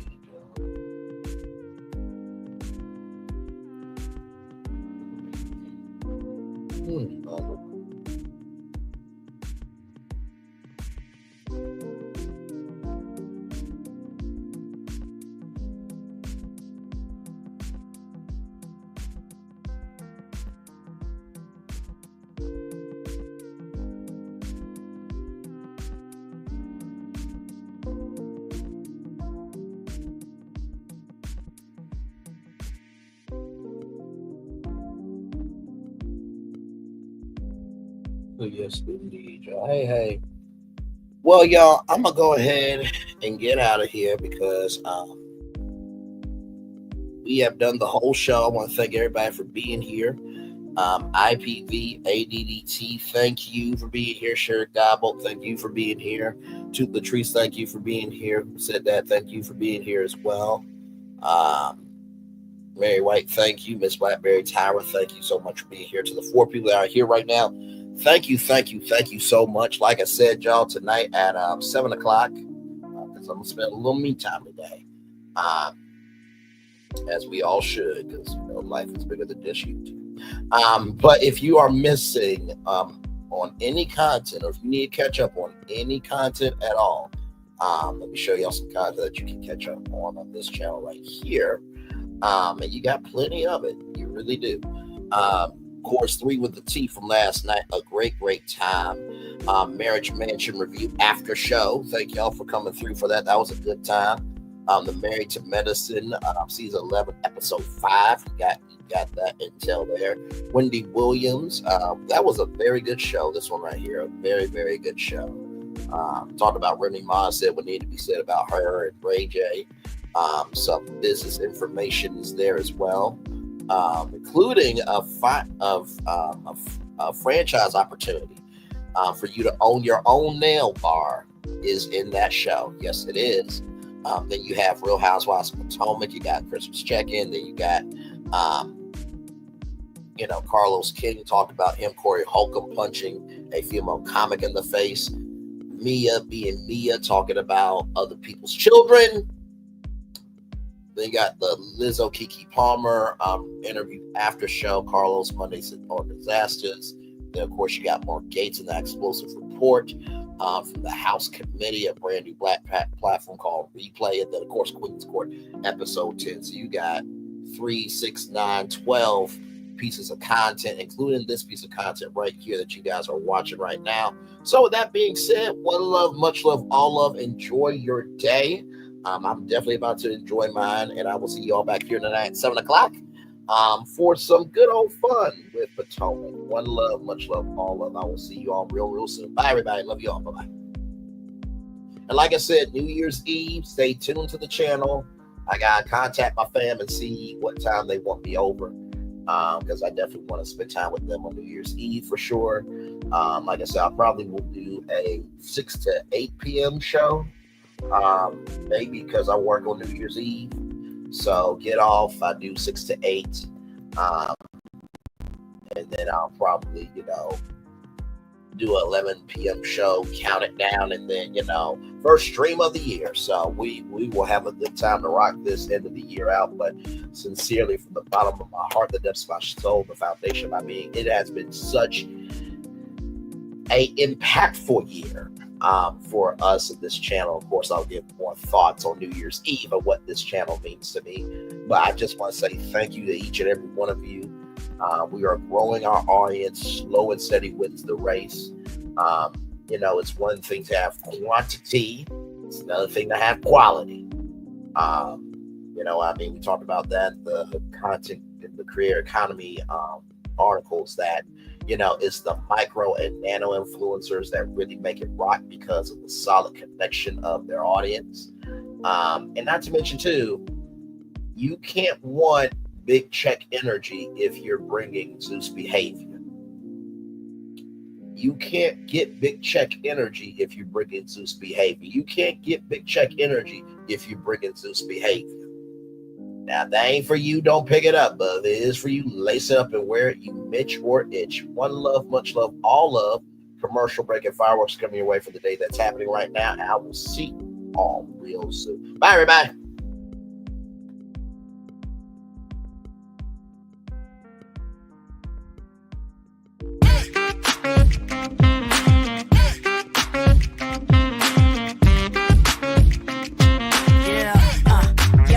All day. Yeah, we're working, let me play.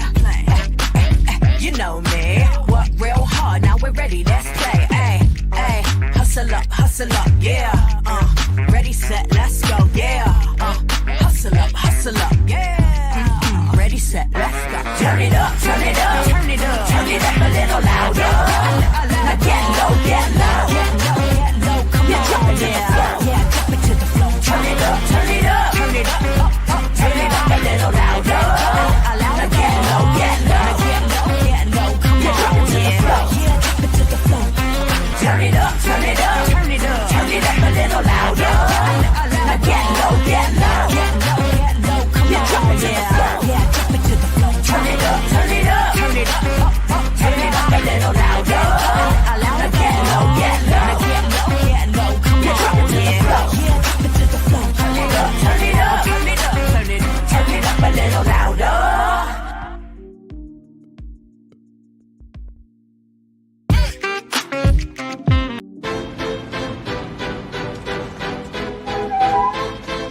for all you multi-talented, multitasking, multi-everything people out there.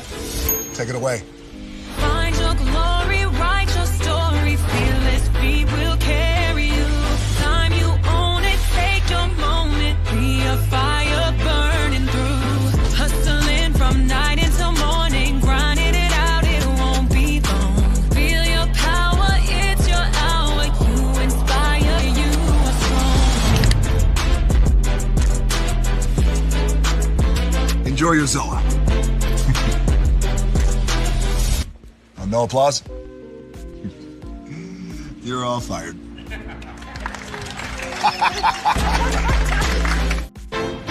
Now that you've reached the stage in your life where quality television is important, Nubian TV is a black network that speaks to your lifestyle. Nubian TV is the world's first digital network devoted to the upscale and political lifestyles of black people. Nubian TV's programming includes politics, travel, fashion, food, automotive, arts and culture, civil rights, music, and more. Watch now on Amazon Fire TV, Roku, or watch globally at NubianTV.net. Nubian TV, it's what you want to watch.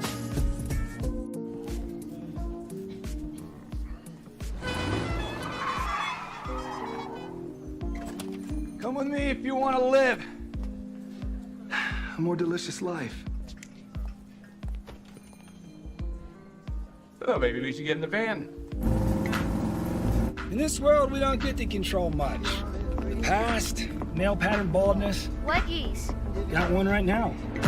The urge to puff that bubble wrap. But there is one thing we do get to choose every single day: what we eat.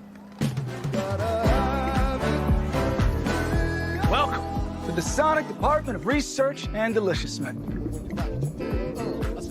We have everything you want, didn't know you wanted, and some things you didn't know were possible. Because we believe if you're not having fun, you're not living free. So come on, let's live a little. Hey, good morning, America.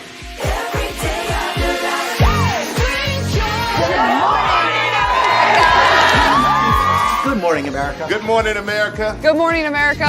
Money! Are you ready? They are ready. Covering the biggest events in the country right now. There's a lot going on here this morning. It's always a good time. That's what the show's about. That's good. Really good. Very good. Coming in hot, Jimmy, coming in hot. It's far from elementary. Oh. Good morning, America. I'm not going to try to strut like Michael or anything. I have known George a long, long time. Have you ever gotten him to dance?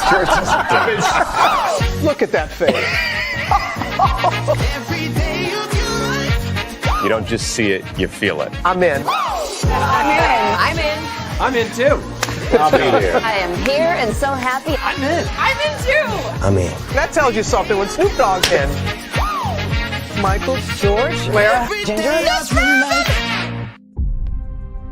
Open your eyes. Think of the one place you've always wanted to see.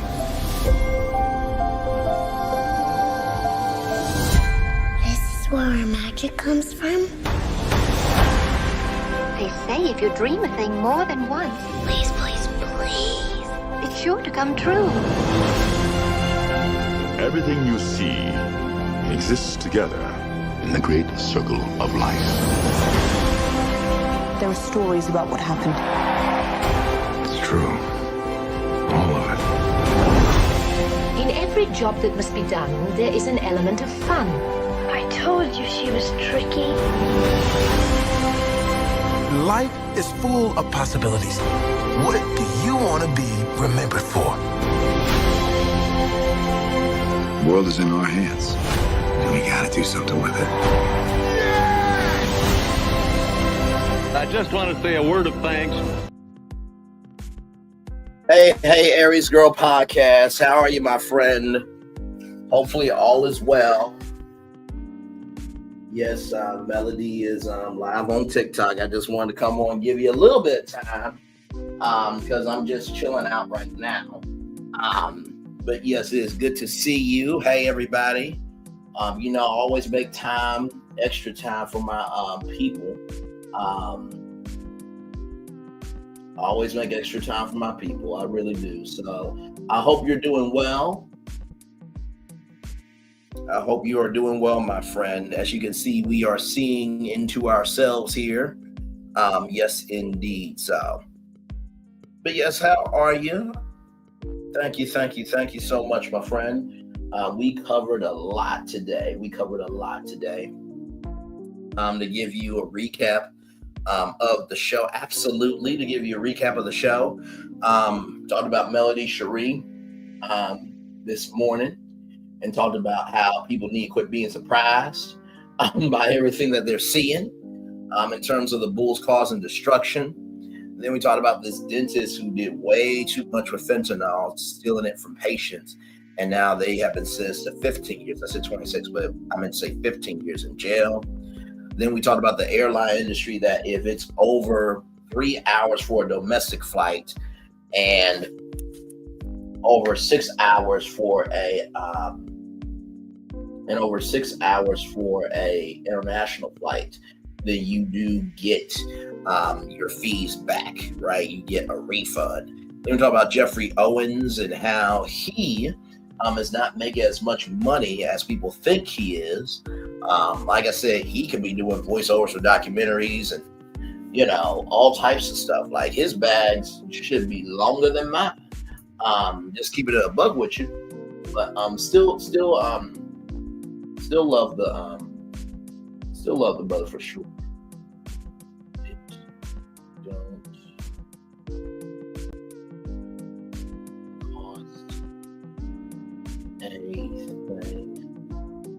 There we go. So then we talked about Angie Stone. She had a incident that gave her an infection where she passed out in the restroom and she could not perform, right? And also too, she had a blood infection, and also too, Universal Music Group stole money from her. Which was horrible and tragic. Then we talked about Angie, Ashlee Braxton, rather. She was accused at 16 years old by an aunt in the Braxton family that, it was an inappropriate relationship going on, when it wasn't the case, that one of the uncles texted the 16-year-old child, basically. And so the aunt switched their mind and everything else, and Ashley shared her story. And then MississippiValleySt is trying to get to 47's inauguration to stump and be in the parade. And they are almost at their goal. Right now, they've raised $55,000. So yeah, just a lot going on this winter. But yep, that was the show. And then of course, the E. Jean Carroll $5 million verdict is still being upheld in court. So 47 will still have to pay the $83.3 million. And also the $5 million as well. So that is the positive news there. So a jam-packed show per usual. Aries Girl Podcast, love you for always coming through. I had to, at least make a little bit of time here for you, because good people deserve to be made time for. Amen. So yeah, I'll stay here at least until like 1:20. Just to give a little extra time, because I always love making time for my people. I really, really do. So, but yeah, it's been quite the year, hasn't it? With Virtual Tour Live, y'all. So many destinations we've went to. Jesus. So much we have covered together. And so many times we have stood up for what needed to be said. I've come to recognize that being a uniter or a divider is in the eyes of the beholder. The people that are looking at you as a divider really don't understand that you have a uniting soul, and the people that see you as a uniter are seeing you as a divider with your words. So you can't really please anybody.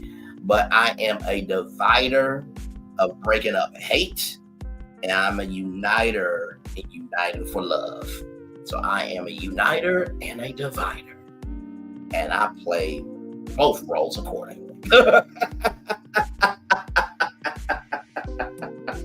Oh my Lord.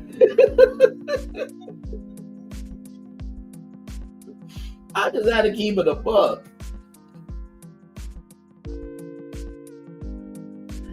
I just had to keep it a buck with y'all. So, but no, I'm gonna give y'all just a little more time with me here because we are just chilling out at this point. But another jam-packed show on today, and like I said, slow and steady wins the race. You know what I mean over here. So I am glad to be a respite, a place to fall, a platform for everything else. Actually, you know what? I want to show y'all something because you never know who is paying attention. I literally last night drinking my water, minding my Black-owned business, and being in the excellence of who I am and who we are over here. Y'all remember that we recently just did a show, right? I know we're pretty much on every day, but we recently just did a show.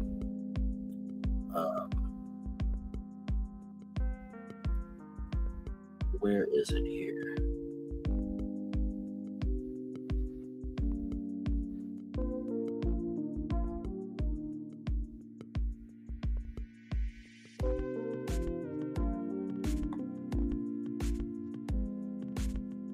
Because it was a comment that I wanted to show you.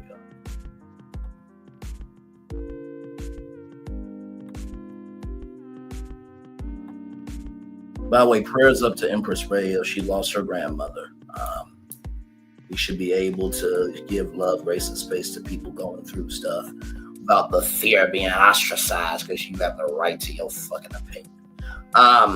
So here it is here. So I wanted to show y'all this one here. So we did this show right here 7 days ago. We did this about a week ago. So remember Jolene Fern, right? And this is that company right there 11 hours ago said, thank you so much for the support, brother. You really don't know what can happen when you put yourself out there. They only have 100 subscribers. So now they have 101. And by the way, speaking of trying to tell people what to do, if you ain't got your household in order, don't tell anybody else what the fuck to do. That's disgusting. That's tiring. That is shameful. Seriously. Good Lord, Jesus. Because people don't have no power in real life.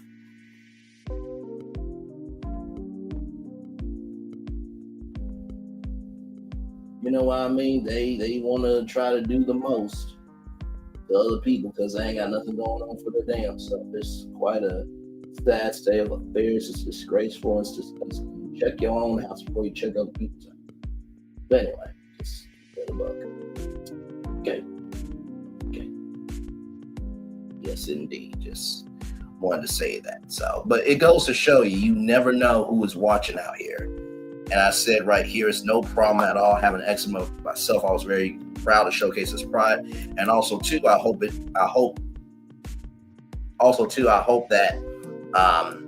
I discussed it in a way that will make you feel proud.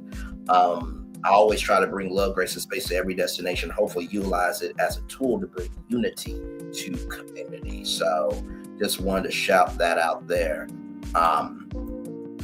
That, you know, when the assignment is bigger than you, trivial things don't matter. You know what I mean? So just wanted to show y'all that. So, yeah, I know. That was quite sad indeed. You know, like I said, I miss my big mama every day. And, you know, we should be about uniting, not dividing. And President Carr, he lived 100 years old. And he did his assignment of voting for Kamala Harris. So he cannot, he should not be feeling anything except joy, love, and freedom, for sure. You are always on grown man time, right? I appreciate you, beautiful, for that. I execute that every time I get the chance to. I come from the cavalry. You understand? And listen, this is not saying that I am better than anybody in the sector. This is not saying that y'all are not culturally in tune to what's going on. This is not saying that what y'all give does not matter. I'm just saying us as a Black people are much more than just entertainment for society. If y'all don't know y'all history, we were zoo exhibits. Look up your history. Florida is home of gators. And I would just like to believe that we are more than zoo, exhibits and strange fruit. I would like to think of us more than that, but of course that's not going to be everybody's ammo. You know what I mean?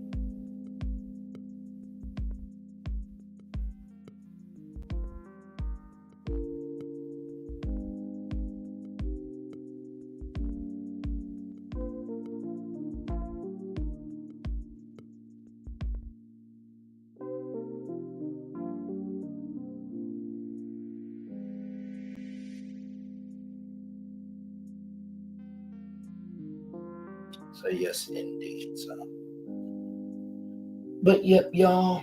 By the way, right now, Melody got her vegan facial sugar scrub collection up right now on TikTok for $10 right now. So get on TikTok if you want that for sure. And shout out to Mel. She's the real deal. I spoke with her to ask, how's it going, and I got to receive a little blessing from Mel. So it was a great surprise because like I said, I do what I do from the kindness of my heart, from the generosity, that people invest in me, and I recognize that life is bigger than me. So I just happen to be a part of the conversation. You know what I mean? And Rosie O'Donnell said it best when it came to, the Tonight Show. You get the chance to host that. You don't puncture the tires of the next person coming up behind you. You drive that bus. Sure you make your, upgrades.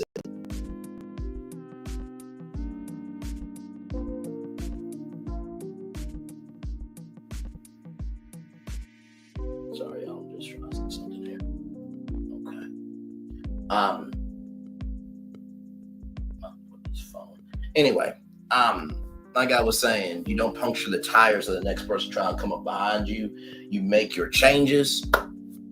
You know what I mean? And once you make your changes, then you're good.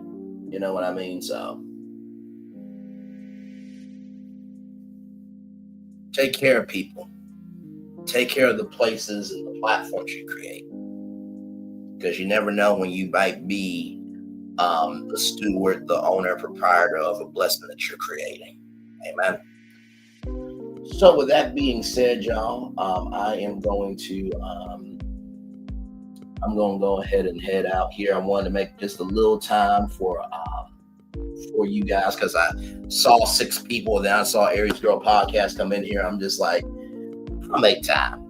I'll make some time. So we're gonna get back to the Disney commercial, and then we're going to head on out of here with Dr. Shania Foster covering us, that good brother that covers us. If I know they've been talking about you. Absolutely. That's what we do. If you good people, we make time. And we should not just do that for YouTube. We should make time all the time for people. I got to do that more in my real life. You know what I mean? I'm so on my purpose that sometimes I forget that people just want Braylon. They don't want the purpose. They just want me. And that should be just as respected. That's your purpose. So anyway, like I said, one love, much love, all love. Wait a minute. I'll make y'all laugh. Mel, tell your people stop buying all the shit so quick.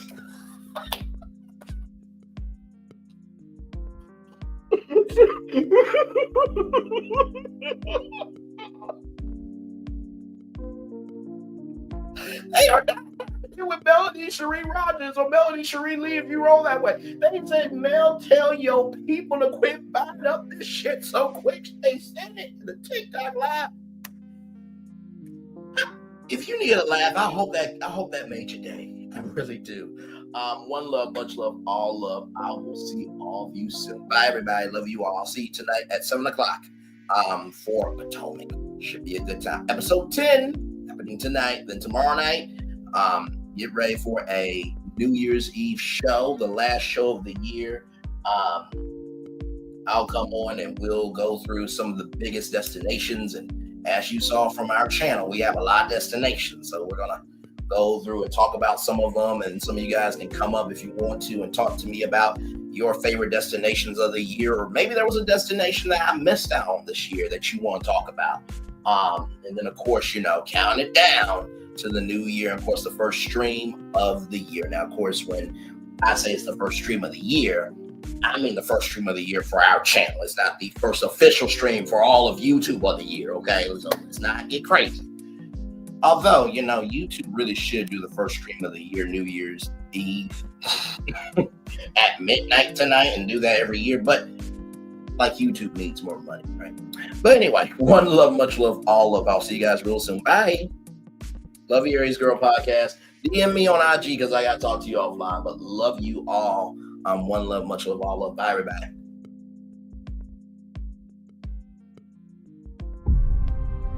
Open your eyes. Think of the one place you've always wanted to see.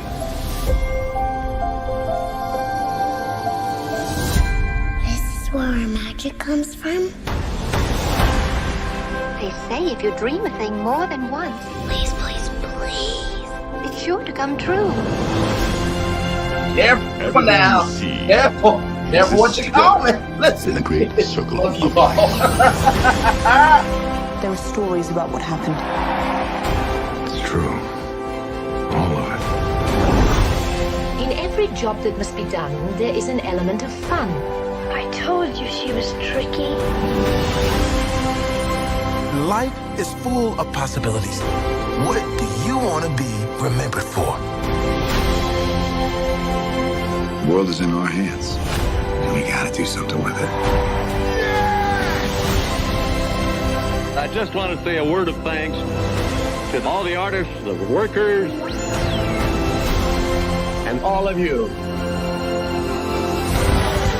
The young and the young in heart. You helped make this dream come true.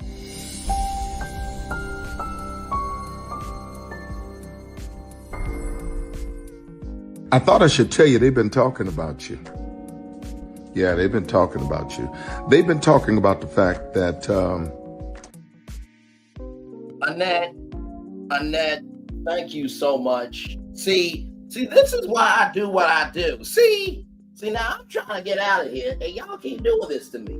But no, I'm going to make some time for Sound Checking That too. Sound Checking That, thank you so much. I see all of your comments on all of the replays.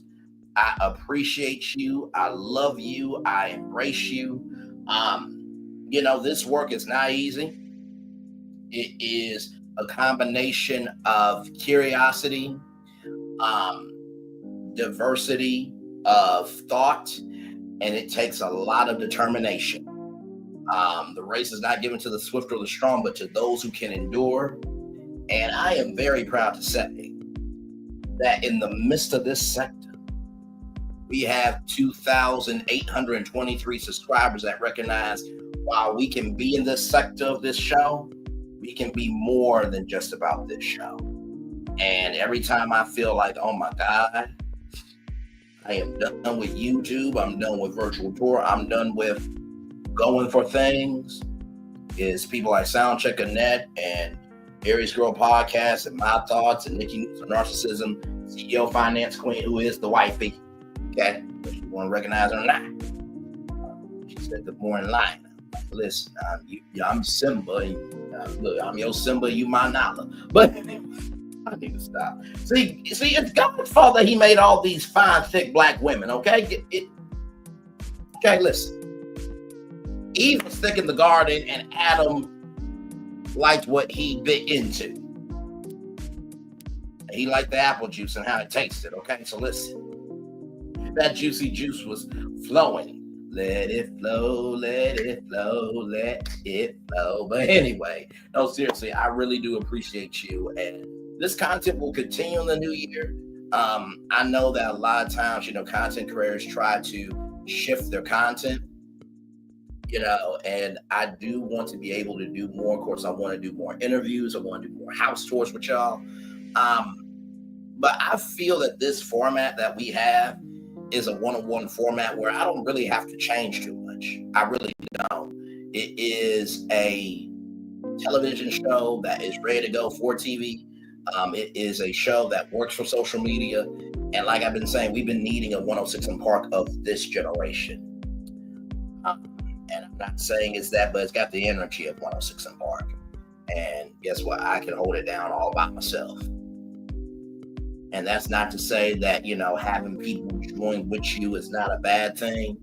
But if you can't hold it down by yourself, that says a lot about the creativity and the range that you have to be able to do anything in the world of content creation, let alone for your own life. So thank you, South Checking Net. One love, much love, all love to you. Back to being covered. Love you all. Bye-bye. I thought I should tell you, they've been talking about you. Yeah, they've been talking about you. They've been talking about the fact that they've done everything they could to stop you and everything they could to block you, but you still win. They've been talking about the fact that they have undermined your success and they have tried to sabotage your seasons, but you keep winning. They've been talking about the fact that even though they don't like each other, they get together to try to kill you, but you keep winning. They've been talking about the fact that you were voted least likely to succeed, but like cream, you keep rising to the top. They've been talking about how they tried to burn your world down, but like the phoenix, you rose from the ashes. They've been talking about you. And you know what they say? Oh, she's just lucky. He's just lucky. But no, you ain't lucky. You're anointed. You got something on you. You got favor on you. You got power on you. You were born to win. Now, they can call it luck, but it's grace. They can call it luck, but it's favor. But whatever they call it, it doesn't matter, because you know what God calls you? Do you know what God calls you? A winner. I thought I should tell you, they've been talking about you. Yeah, they've been talking about you. They've been talking about the fact that they've done everything they could to stop you and everything they could to block you, but you still win. They've been talking about the fact that they have undermined your success and they have tried to sabotage your seasons, but you keep winning. They've been talking about the fact that even though they don't like each other, they get together to try to kill you, but you keep winning. They've been talking about the fact that you were voted least likely to succeed, but like cream, you keep rising to the top. They've been talking about how they tried to burn your world down, but like the phoenix, you rose from the ashes. They've been talking about you. And you know what they say? Oh, she's just lucky. He's just lucky. But no, you ain't lucky. You're anointed. You got something on you. You got favor on you. You got power on you. You were born to win. Now, they can call it luck, but it's grace. They can call it luck, but it's favor. But whatever they call it, it doesn't matter, because you know what God calls you?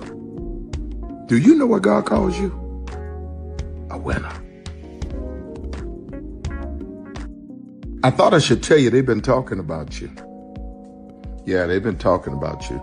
They've been talking about the fact that they've done everything they could to stop you and everything they could to block you, but you still win. They've been talking about the fact that they have undermined your success and they have tried to sabotage your seasons, but you keep winning. They've been talking about the fact that even though they don't like each other, they get together to try to kill you, but you keep winning. They've been talking about the fact that you were voted least likely to succeed, but like cream, you keep rising to the top.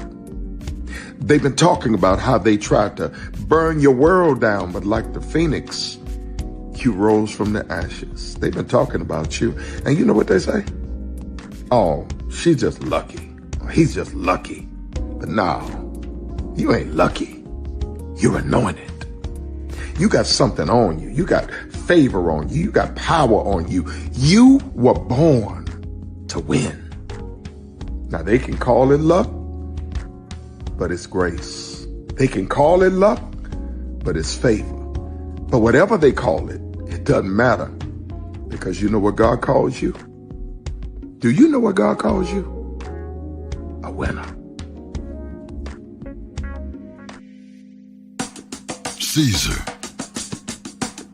Just look at him.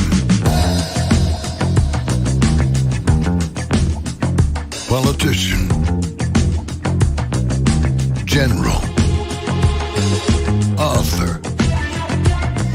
Ruler. Man.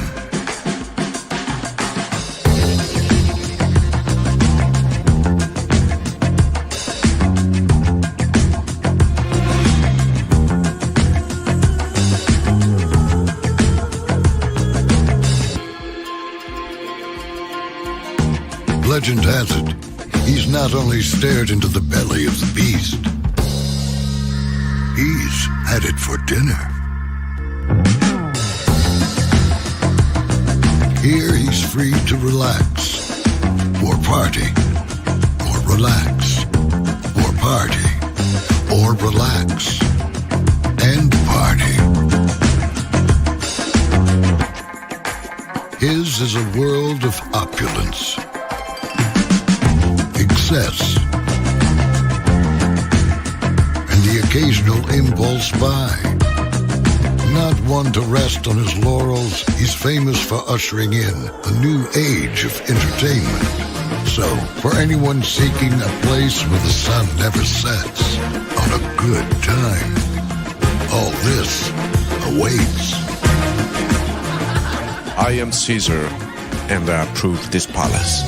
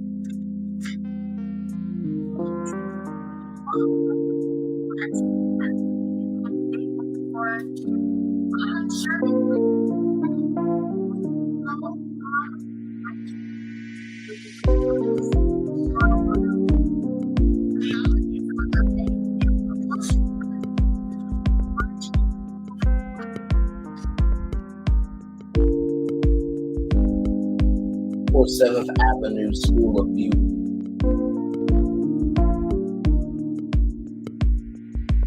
He is accepting applications.